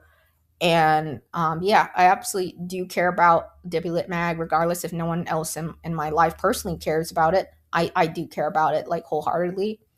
And yeah, I'm just gonna keep doing my best. So that's all I gotta say. So take care, yeah, and I'll see you in the next episode, yeah. And P.S. guys, so I just want to reiterate something, right? I do say this a lot on the podcast or early in the podcast, some parts of it, right? I mentioned it doesn't hurt to share, but you should be very careful what you share, like personally with others, because they can use it against you, right? They can do some scams or things, right? And things happen, right? Yeah, so you want to be very cautious. Yeah, in the past recent years, yeah, I was impacted by a scammer or a bad actor, right? You could say. And yeah, when you're a lot of physical stress and pressure, right? Yeah, you're prone to make more mistakes. Things maybe you would have caught, if you hadn't been in that, amount of agony or physical, right, pain you were in, right? It's very hard to focus and think carefully sometimes, right? So yeah, there are a lot of scams in the Lit Mag world, and I'm glad that Lit Mag News exists, because it does happen. There are some pop-up shops. There are still today publications where they take your money and you never hear back from them, or they have you sign something and then you're locked in a contract or something. It's really hard to get out of that, or some even resort to lawsuits, right? Things happen like that. You want to be very careful about setting your policies and guidelines up. As a publisher, you want to honor your promises and follow through. If you do not, right, obviously that looks poorly on your publication and affects your reputation, right? So yeah, there are a lot of scams out there. So yeah, there's an episode out there. I mentioned red flags and things to mention. Becky also, at the Lit Mag News, covers some really great ways to identify that or name some, more so. So do check out the Lit Mag News, for staying up to date. I'm glad that series exists.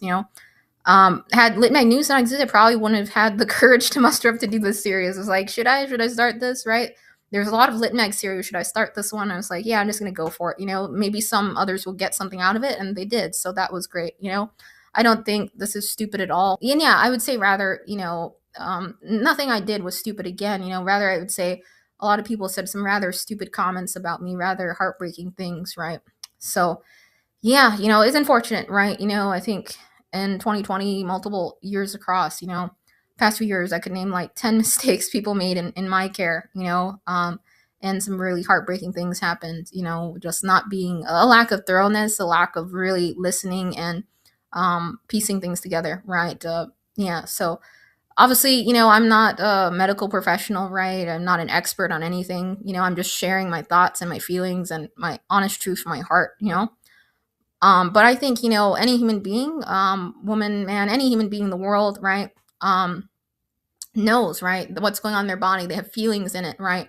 And if you have genuine things physically changing or other things you're going through, right, there's nothing fake about that. It's very serious, right?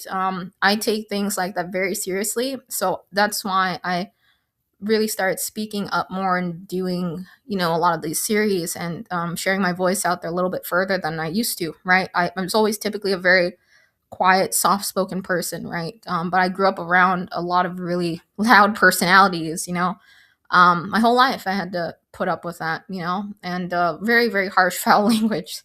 So yeah, again, I don't like swearing. I don't really like that. Sure, in some collections I did because it was really, really heartbreaking things people said to me. Again, some really crazy things were said to me, some really harsh, again, things I don't deserve, to be said about me or things at all.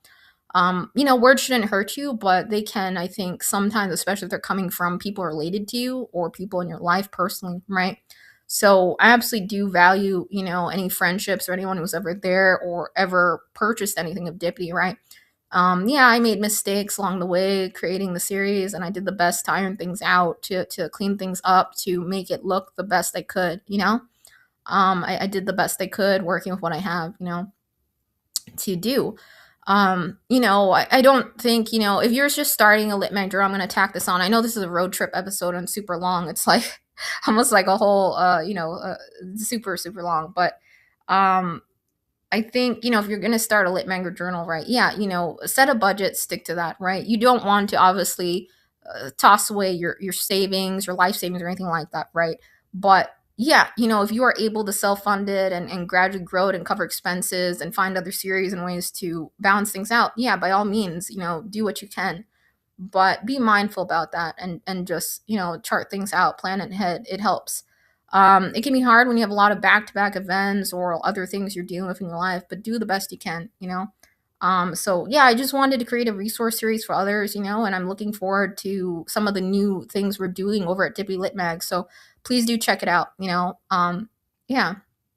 So take care, guys. I do appreciate you listening to this episode. And yeah, again, probably the next one, I will try to pick out a lit manga journal that focuses on like chronic pain and disability or other things, tied to that.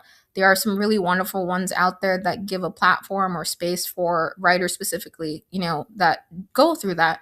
It could be regardless if they have diagnosis or not, or disabled or not, but there's absolutely some really stellar publications out there that focus solely on that. So I think we should cover maybe one or more. I'll try to do my best and just talk through it with you guys. Yeah. So again, I truly appreciate your support because there was a lack of support for sure. When I started this and other things, people may say other things, right? When they realize, what they said was really a poor thing to say, right? A really nasty thing to say.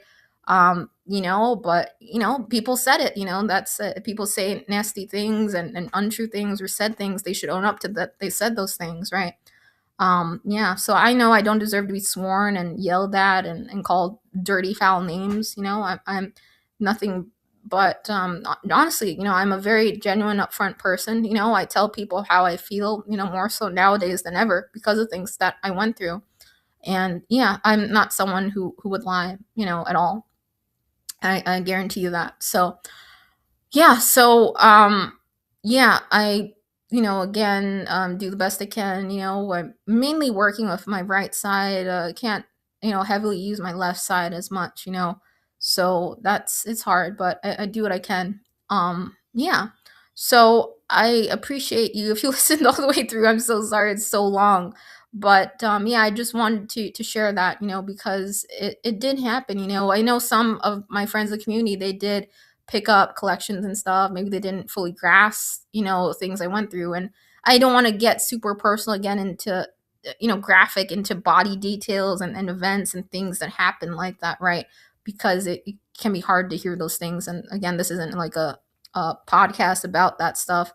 More so this is a resource for writers and stuff. So yeah, I just want to say, be cautious, whether you be a founding editor or a submitter, right? You want to be cautious in this space. So I do have some episodes, again, how to find free opportunities, right? How to find those very carefully, what to look for.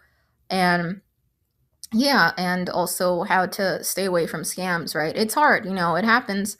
For the most part, a lot of writers, a lot in the space do stick to fee-free opportunities, but it's hard as a founding editor to find.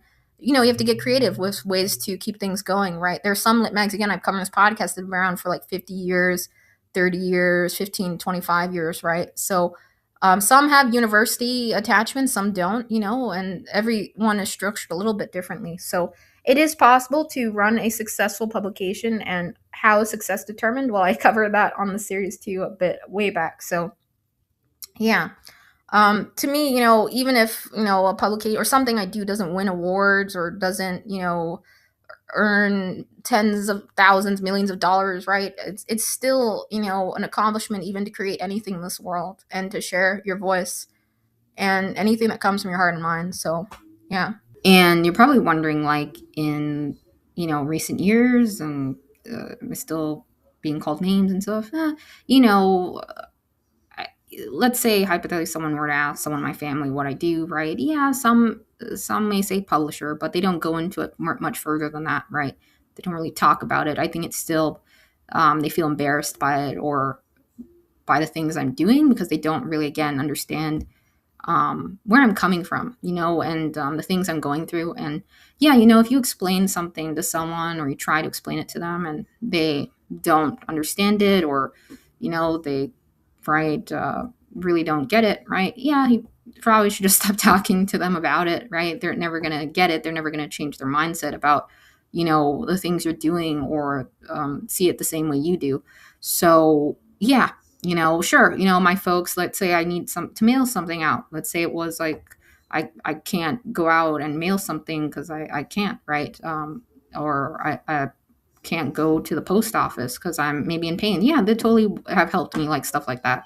So no one in my family is like super, super cold blooded, but I would say, yeah, definitely there were cold blooded events that I dealt with in my life that I had to witness, especially as a child, right? As a kid, way, way back.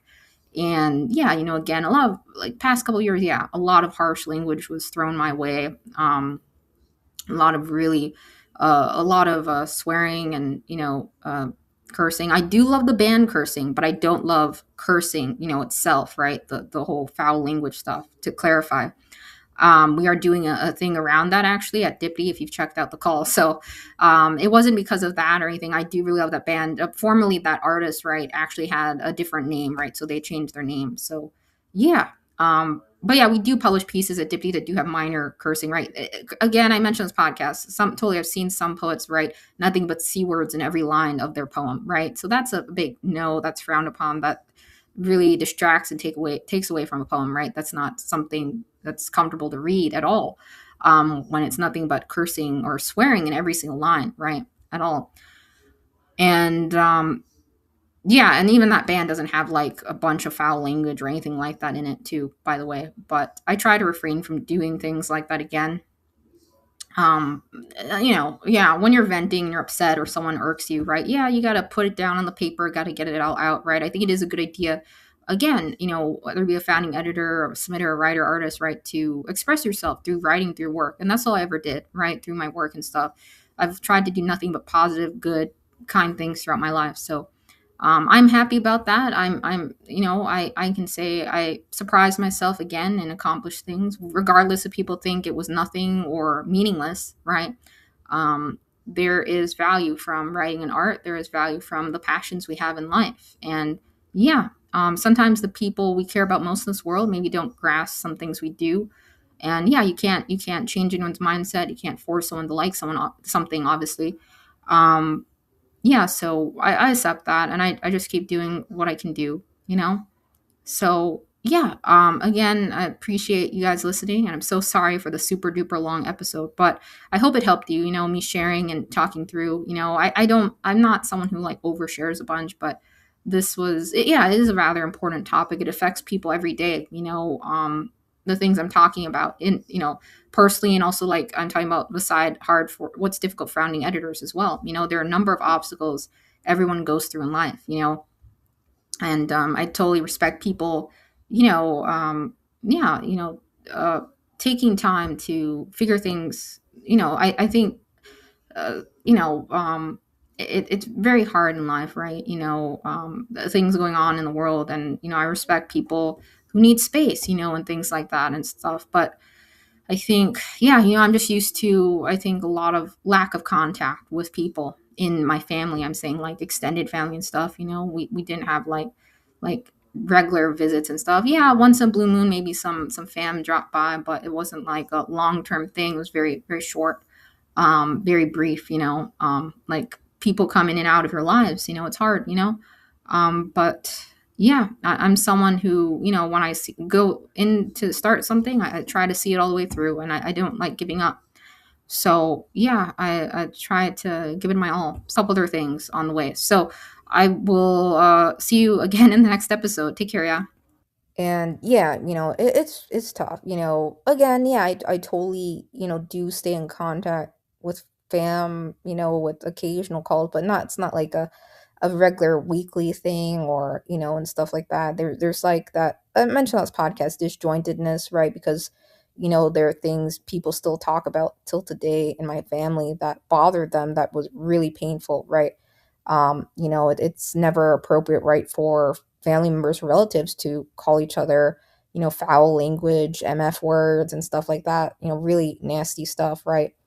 And yeah, constantly, over the years, ever since I was a little kid, even, and I think even before I was born, things happened, So yeah, I just, I guess again, yeah, I guess things like that, all the events across my life, it made me a rather quiet person, um, yeah.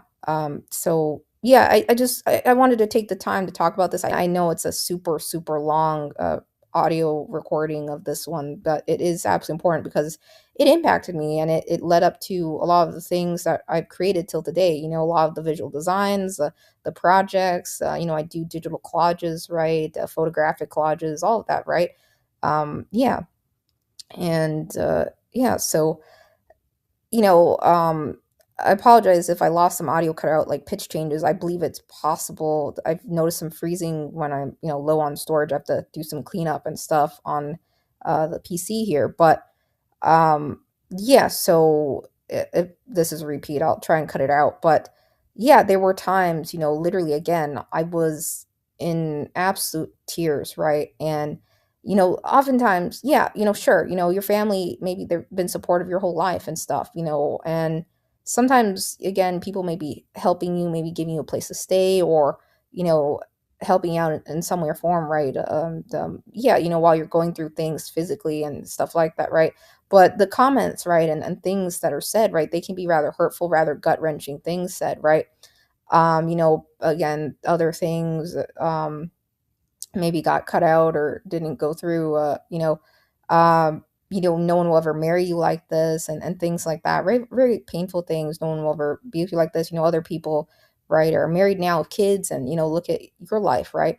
I mean, it's very painful to be compared like that when you're going through things that aren't your fault, right?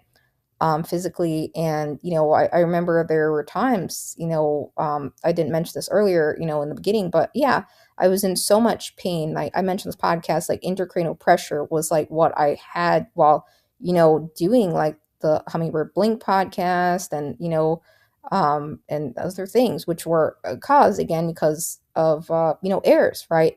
In my care, right? Hypothetically, let's say, you had a heart problem, right? Let's say it led to an accident of some kind. Maybe you don't remember, right? And or some damage you weren't fully aware of or couldn't even recall because of the damage, right? It's possible you have so much damage in your body you don't even remember what happened, right? What led up to it, right? And if people put meds in your system, right, without even giving a deep dive, right, that's really bad. That can lead to some more damage. That can cripple you. I was in crippling pain and agony. I was to the point where I was on the floor, especially in 2020, on the floor crying in tears, right, multiple times. And that's how much pain I was in. Of course, right, my folks, right, they called the emergency, right, and, got me, help, 911, all of that, right. A couple dispatch calls over the years and stuff, and things like that, but nothing really was done to the extent of finding anything, right? Nothing was supposedly found or anything like that. I think it's important to realize that, scans in your upper body or other parts of your body, they can be wrong, right? It happens. Some people have multiple things showing nothing, and then there's actually something going on, right? And it's very scary, right?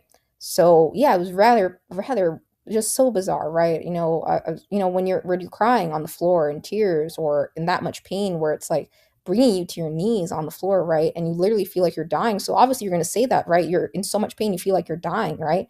And it's not a joke. It can actually be true, right? You can have something so severe happen to you suddenly. And it was really bizarre, I had people, after, right, ER cleared me and other things, right, I had people like recording me crying, literally recording me crying and sending that to, like, psychiatrists and things like that, without even, doing a deep dive scan, without even ruling out any other things, right? That's extremely dangerous thing to do, if you're not thoroughly physically checked, right? It's really dangerous to do that. And yeah, and then meds were given, and I felt 1,000 times worse. I felt so shaken up. I felt like someone had, it felt like, a house had dropped on my whole body. That's how much pain. It was like 10 times worse. And I literally was, stuck in bed for quite some time. Like, I couldn't even do what I'm doing now, like walking around and stuff. I was cooped up a lot more back then. And that's when I started doing podcasting, because I wanted something to do, take my mind off the pain. Yeah, I did go to multiple doctors, hospitals, and all kinds of stuff, but they kept saying nothing, nothing, nothing, right? Or just see a specialist, right? There's a huge difference between seeing a specialist and having a legit emergency, right? Sometimes ERs miss things multiple times and people get hurt, right? Or sometimes you state something that happened that you saw, right? Or, sounds impossible, like Ripley's Believe It or Not stuff. And they didn't check that, right? They thought, you were delusional, seeing hallucinations, or, back then, right, the pandemic, a lot of people came and, if it sounds really crazy, right, they're going to say, right, you're a stay-at-home violation, which is what they did. And yeah, and yeah. So if you're crying on the floor in tears, right, that's not because you're flipped or crazy suddenly. That may be because generally you are in, a very, very deathly dire situation, right? So it was incredibly painful for some incidents like that to happen, just because, people were dismissing me. A common thing people were saying to me back then, it's like, even in recent years, was like, oh, you're acting, like a child. You need to grow up, right? That's a very painful thing to say to someone when you don't grasp what they're going through. People are crying not because they're childish, not because they're sissy, but because that's how bad the pain is, right? It's incredibly painful for, to be in a situation where it's like two against one, right? You're right, with fam, right? And no one's really hearing you out, or really looking very carefully, very cautiously, right? It's like, they go off of like one scan here, one scan there. It's like very haphazard. And then, you get hurt, because of that, right? Completely messed up. Now my left hand, right? I have physical changes, drastic, there. So, I did x-ray, my hand is messed up. I have things going on with my hand, my left side, all of that, right? And weight changes, all of that stuff, and I did change my diet. I ate healthy my whole life. I never smoke or drink. I never, partied a bunch or anything like that. I always was, I grew up around a house that was like no smoking, no drinking. I was very, people throughout my life know I was very cautious about what I ate and all of that, and yeah, and then, just suddenly all this stuff happened, like a chain reaction, right? And it brought me to tears, right? There were times, absolutely was, also crying, on the bathroom in my room, right? Even, and not because, again, I'm weak or a sissy, but because it was that bad. It was so bizarre and painful. And yeah, again, totally, when I, was having problems, right? Totally, my fam, helped with like food and things of that nature, and again, giving you a place to stay and all of that, right? But it can cost you, right, your career. It can cost you, things you want to do in life when mistakes are made in your care, when people aren't thorough or careful, or don't really listen carefully what you're saying, or saying it's just anxiety, or you'll be fine, or ensuring you'll be fine. It's nothing. I literally had people tell me, oh, you're not dying, you're fine, right? Again, or you don't belong here, right? This isn't the place for you. People outright said that to me, and said like, oh, we'll make sure you don't need a blood transfusion or anything like that. you know and then they said, we don't have any advanced scans here in a giant, hospital with multi-million dollar equipment, which always is a lie. But, things like that, right? People saying there's a lot going wrong with you. You're not crazy, but this isn't the place for you. Sometimes people generally have emergencies and they're pushed out of the hospital, multiple times, or never given care. And that's really can cause them to get worse and worse and worse to the point where they are then, right, maybe hospitalized or have some severe things happen to them. Maybe they lose function in part of their body, right? I legit, have damage in my body, because of things that happened back then, like my left side and all of that. It's not fake, it's not pretend. I have people, saying still today, again, very hurtful comments, that, I'm not a winner, right? That I'm useless now, right? That's not something you say to someone. I think in my fam, a lot of times people use very harsh words, or name calling as a way, they think, as a tactic, as being motivational, where they stop calling you names when you, maybe they think it's, you can change, it's just a behavioral change, they think, right?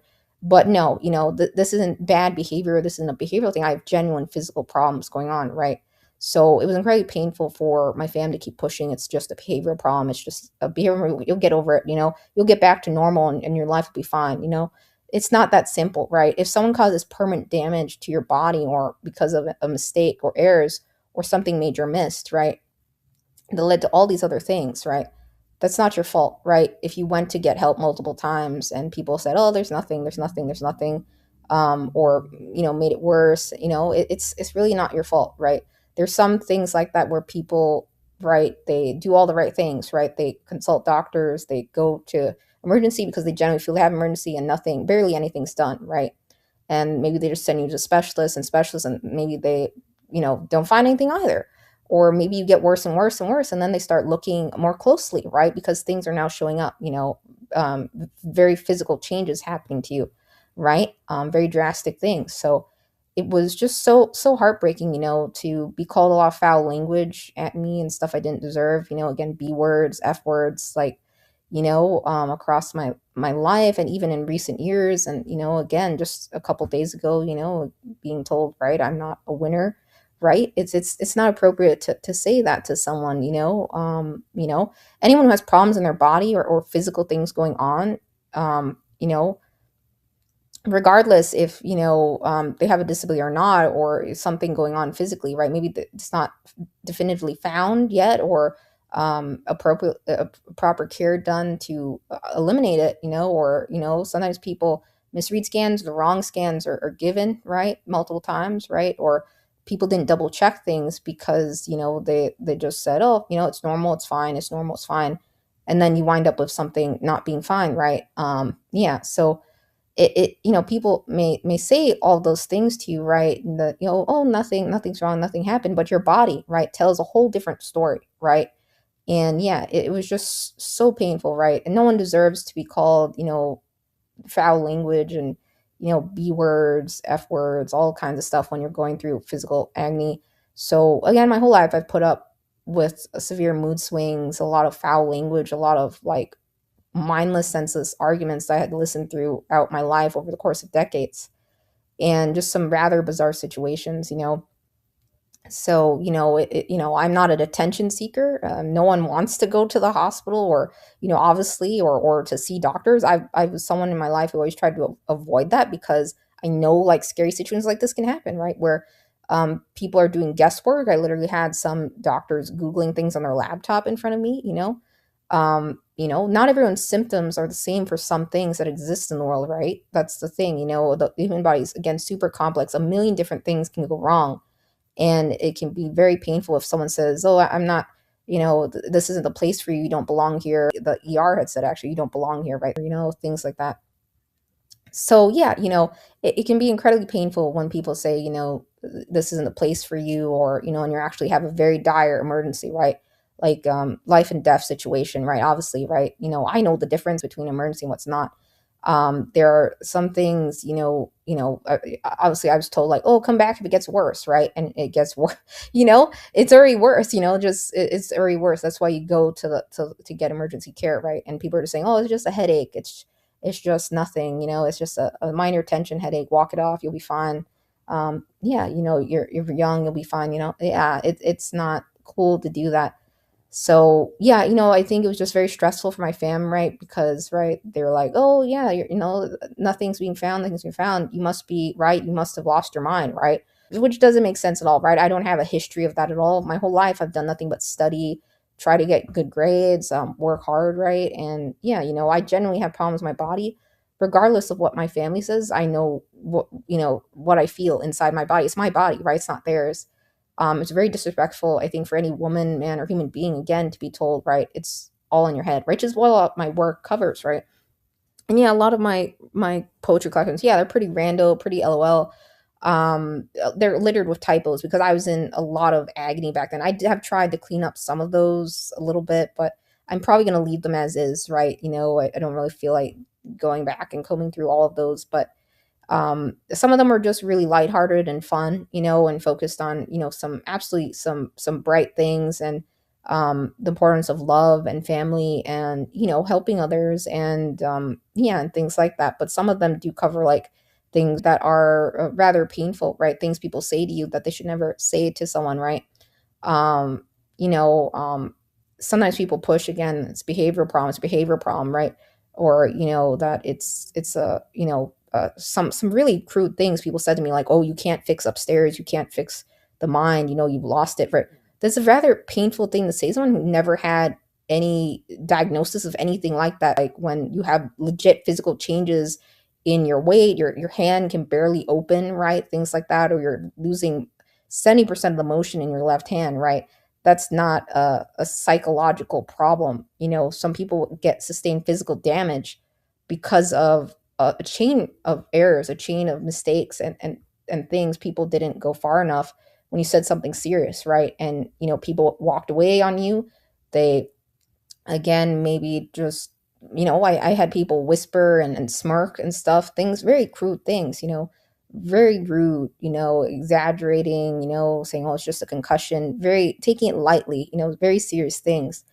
And it's very painful, if people ever do that, or poke you and say, oh, you're just full, you go home, you're having a breakdown, or a nervous breakdown or something, when it's actually far more worse, far more severe, and far more traumatic and painful. There are some things people, again, never see that happen to you. A lot of the things that were happening to me, very serious things, happened very late at night, when others were sleeping. So that it makes it even worse, right? So that was even 10 times worse. And it was just so bizarre. I'm not gonna, rehash every single detail that happened the past, right, 6 years, but just know that, again, I think it's really disrespectful if anyone goes as far as saying you're acting like a handicapped bee, right, when they're having mood swings or towards you, or, calling you F words and, MF words, there's sometimes, I don't see eye to eye with my family on certain topics, right? And they'll just say foul language at me when they don't agree, right? You get called an A word, MF word, right? I said something like family and love, right? And, not just about money, that angered someone in my family, right? So smallest things like that, right? It's really messed up, and yeah, so I don't know. Again, I'm a very, caring person, and people always describe me as sweet and kind, and that's true. I'm not trying to cause problems. I'm not trying to be a bad human being. I just had a lot of, you could say, bad luck. I had bad luck happen to me. Yeah, I'm really grateful for my family, my parents, right? Giving me a place to stay and helping me, and stuff like that. But they also, along the way, right? Again, I just don't appreciate any hurtful comments towards me or anything I'm doing, that I'm trying to do positive, like Dippity Lit Mag and the products I did, right? There, none of the things I've done are stupid, not at all. People are saying, you're wasting your time, you're, wasting your life and stuff like that. That's a very painful thing to say to someone who's, physically hurting, from tremendously in the upper body. I don't have a ton of physical pain in my lower body. It's just mostly all my upper body, my left side, like mostly right now. Um, you know, and my left hand's pretty screwed up, so it's painful when people like insult you and keep telling people you're doing nothing, and you don't do anything, or they don't talk about, your publication, what you're doing or anything like that. They're just like, oh, nothing, you're nothing person, you're not doing anything. And then it insinuates to people like, if other people keep hearing that around you, right, that's really hurtful, right? And people saying want to say things like, oh, I should be booted from my family, and my family's home, and booted from evicted and kicked out and thrown out, right? I mean, when they don't even grasp, like, they're not being given the full story of like all the things that happened to me physically, right? And people are saying, "Oh, it's all pretend, it's all make believe," right? When it really isn't. It's very serious. And I think, when people already have their own problems in their body and stuff, they don't want more problems in their life. Obviously, they don't want more problems. And I think a common comment people get, right, obviously, when they have physical problems, they never want to hear, right, "Oh, you're a burden now," right, to your family, or a disappointment. You never want to hear those words. That's a very hurtful thing to say. Again, I know I'm not a loser. I'm not I don't think of myself in that light or as a failure or anything like that. I done the best I can. Yeah, I've had some pieces published, tied back to family and stuff. I don't share that with my family, obviously, because they don't like, writes about them and stuff. I'm not going to share that with them. Obviously, it'll upset them. Obviously, and they could, read it and look it up if they really wanted to, but they're not going to do that. Um, because, yeah, the comments of my family are like, unless it deals with like a regular 9 to 5 job or anything job, like related to that, they don't want to hear about it, right? And yeah, I totally have had interviews the past year, just maybe like three, final round interviews and stuff. I did have an opportunity, and but didn't pan out. I didn't get it, final round, and I got impacted by a scam even too, because I was under so much pressure, and I was like, sometimes when you're under a lot of pressure, you make mistakes and you don't fully vet something. I'm very, very cautious about that. But if someone's constantly yelling at you, and people are saying, "Oh, we're gonna kick you out of here," and things like that are very, if someone says, "Oh, you're gonna kick you out of here," unless you shape up and change your life, right? That's a very painful thing to say when you're physically hurting, right? I choose to stay with fam because, I have, again, fam going through some very severe, uh, things right now, right? Cancer and, in my fam, I mentioned in episode 1, and some other things, happening in my fam. So I want to be there for them. But, sometimes people, who have, conditions and stuff, right? Some people, maybe have mood swings because of like towards you because of medication they're on, or because of the things they deal with, physically, right? And very severe problems, right? And again, you don't want to give more stress to your family member going through those things. So yeah, I just, I feel like if someone has, severe problems in their body, they shouldn't be, right, yelling at you too, and you also have problems in your body, right? They shouldn't be yelling and swearing at you, right? That's not appropriate. So yeah, I'm a very polite, respectful person. All my friends know that. Everyone who knows me in the workforce that I, worked alongside knows that. So what I'm saying is, like, from the bottom of my heart, so many bizarre things happened that got me injured, essentially, right? I have damage in my body now because of things that happened, and yeah, and it can be, constantly telling a young woman, yeah, it's just a panic attack, it's just hypochondriacism, and it's leads to a number of other events, right, that didn't have to happen. So that's what prompted me again to start podcasting, start writing, start doing things. Yeah, again, there's swearing, a bunch of typos and weird, all bunch of all kinds of random poems in a lot of my collections, but I even share some of the names people called me in some of the collections, not all of them, but it's rather painful, when people don't grasp like what you're going through, and you shouldn't, obviously, if people aren't understanding it, right, sometimes you have to be like, they'll never get it, and just, yeah, so I just keep trying to do other projects and things, right, and um yeah, obviously, everyone would love like a long-term career, again, a happy life, a long, life and everything, a family and love, right? That's what we want to focus on. Most people in the world, but that's not for everyone, in terms of that, right? Everyone, his path in life is different. But yeah, totally, there are, I had, obviously we all have a lot of my plans that I had got like thrown off because of this, right? Obviously. But yeah, I always thought about, yeah, having a family, getting married, that stuff, totally. But it's hard, or it's a life partner and stuff like that. But and yeah, while I was going through a lot of weird stuff in my body and stuff, right? I got a bunch of rando messages from dudes, and while you're in a lot traumatic experience and stuff, and going through things, right? Sometimes, you know, you just chat with people because it takes your mind off the pain, not necessarily because you want a relationship with anyone, right? Um, so yeah, a lot of dudes absolutely had some weird chats and stuff. I had to block them because it was just really bizarre. When you're in shock and you don't know, you can be in a confused state, and then weird stuff can happen, right?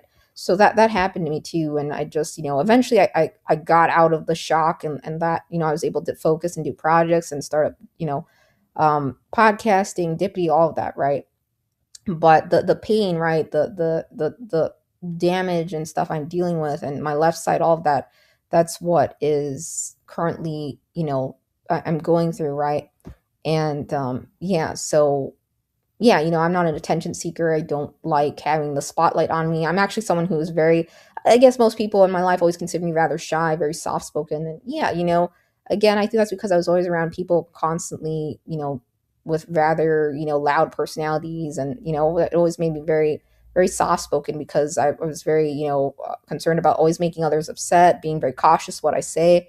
Because, if you're around people in your life who are constantly like that, you tend to get in a habit of being very cautious what you say, rather quiet, right? But around my friends and stuff, I am, rather, they know I'm very outgoing, very goofy and funny, right? I'm a very humorous person. I like having fun, like any human being, right? Yeah, I do, have moments of my fam, across the years, totally a lot of really great moments, beautiful moments as a family, and we joke, we laugh, we do spend time together, but there are times where I think people are like, they don't grasp that your body's never going to be the same again after going through something, right? They may never grasp like the things that happen, but it's never going to be 100% the same again.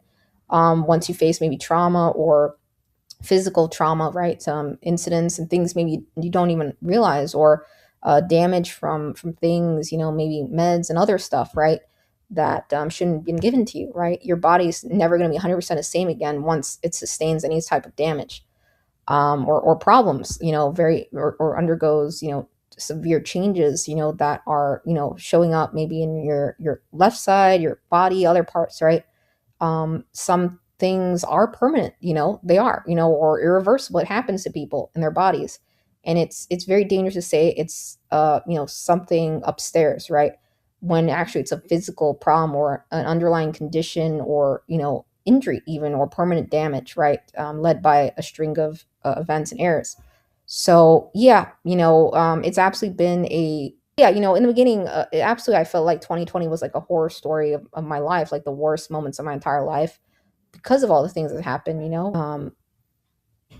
and yeah, so again, I was just really heartbroken to hear comments from fam and stuff. It's like, you know, um, do you want to disappoint us, and stuff like that, even over, you know, um, grandparents and stuff, saying, oh, you're going to become a homeless bum now, that you have nothing, and stuff like that, right? And it was just so bizarre, So yeah, I know I do the best I can, absolutely. Others, I've gotten comments from others in the community, some really positive messages about the series and projects I'm doing. And, you know, and totally, if someone doesn't see it as hard work, or sees me as a failure or loser, right? I can't really change their mindset about that, because they don't see value in things I'm doing. I don't know, I can't really do anything about that. So I just, do what I can, and yeah, so I again truly appreciate, the messages in my inbox, and anyone who's ever sent me anything or took the time to support, Dippy Lit Mag and all of that, right? It means a lot to me. And again, the guidebook is technically done that I worked on. It does cover some of the things I mentioned here, some of the things I went through, not just some of the comments, right? And yeah, very briefly. And yeah, for the most part, it's for, those who want to start a lit mag journal. It has my notes, and also it's like 60-40. So 60% for, those who want to start a lit mag journal, and then 40% is like for submitters, like things I just noticed, when I was, myself, taking upon myself to submit to places, right? I mentioned this podcast in the episodes. I refer back to episodes in the guidebook as well to pair it with the podcast even. And, I plug this into a couple different places. And it's, yeah, I think it's important to cover the history of lit mags. It's quite fascinating. Some have been around for a very, very long time.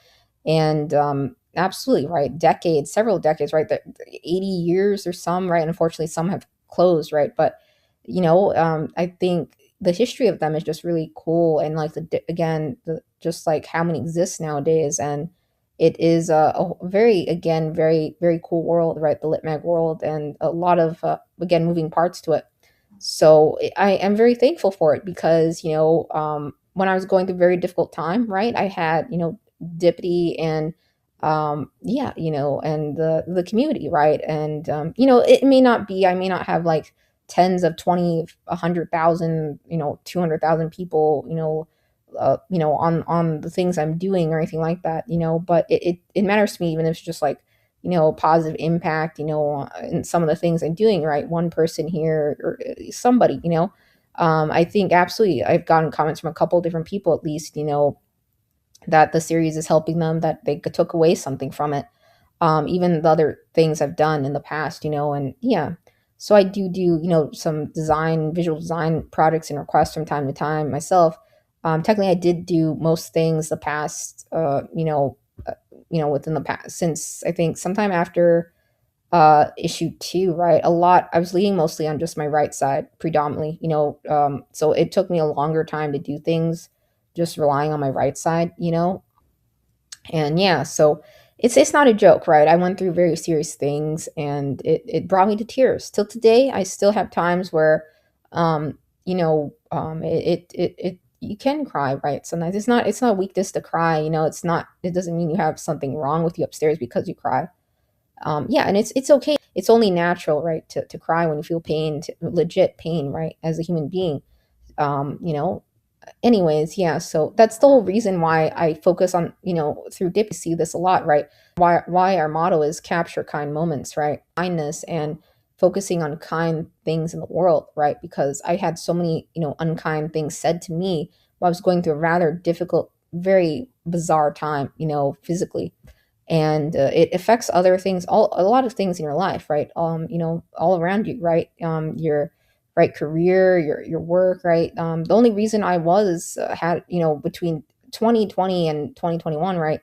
I did volunteer work, right? I while I was in agony and pain, I actually won an award, which I was surprised, but I just kept answering questions, technical support questions and stuff in the community, right?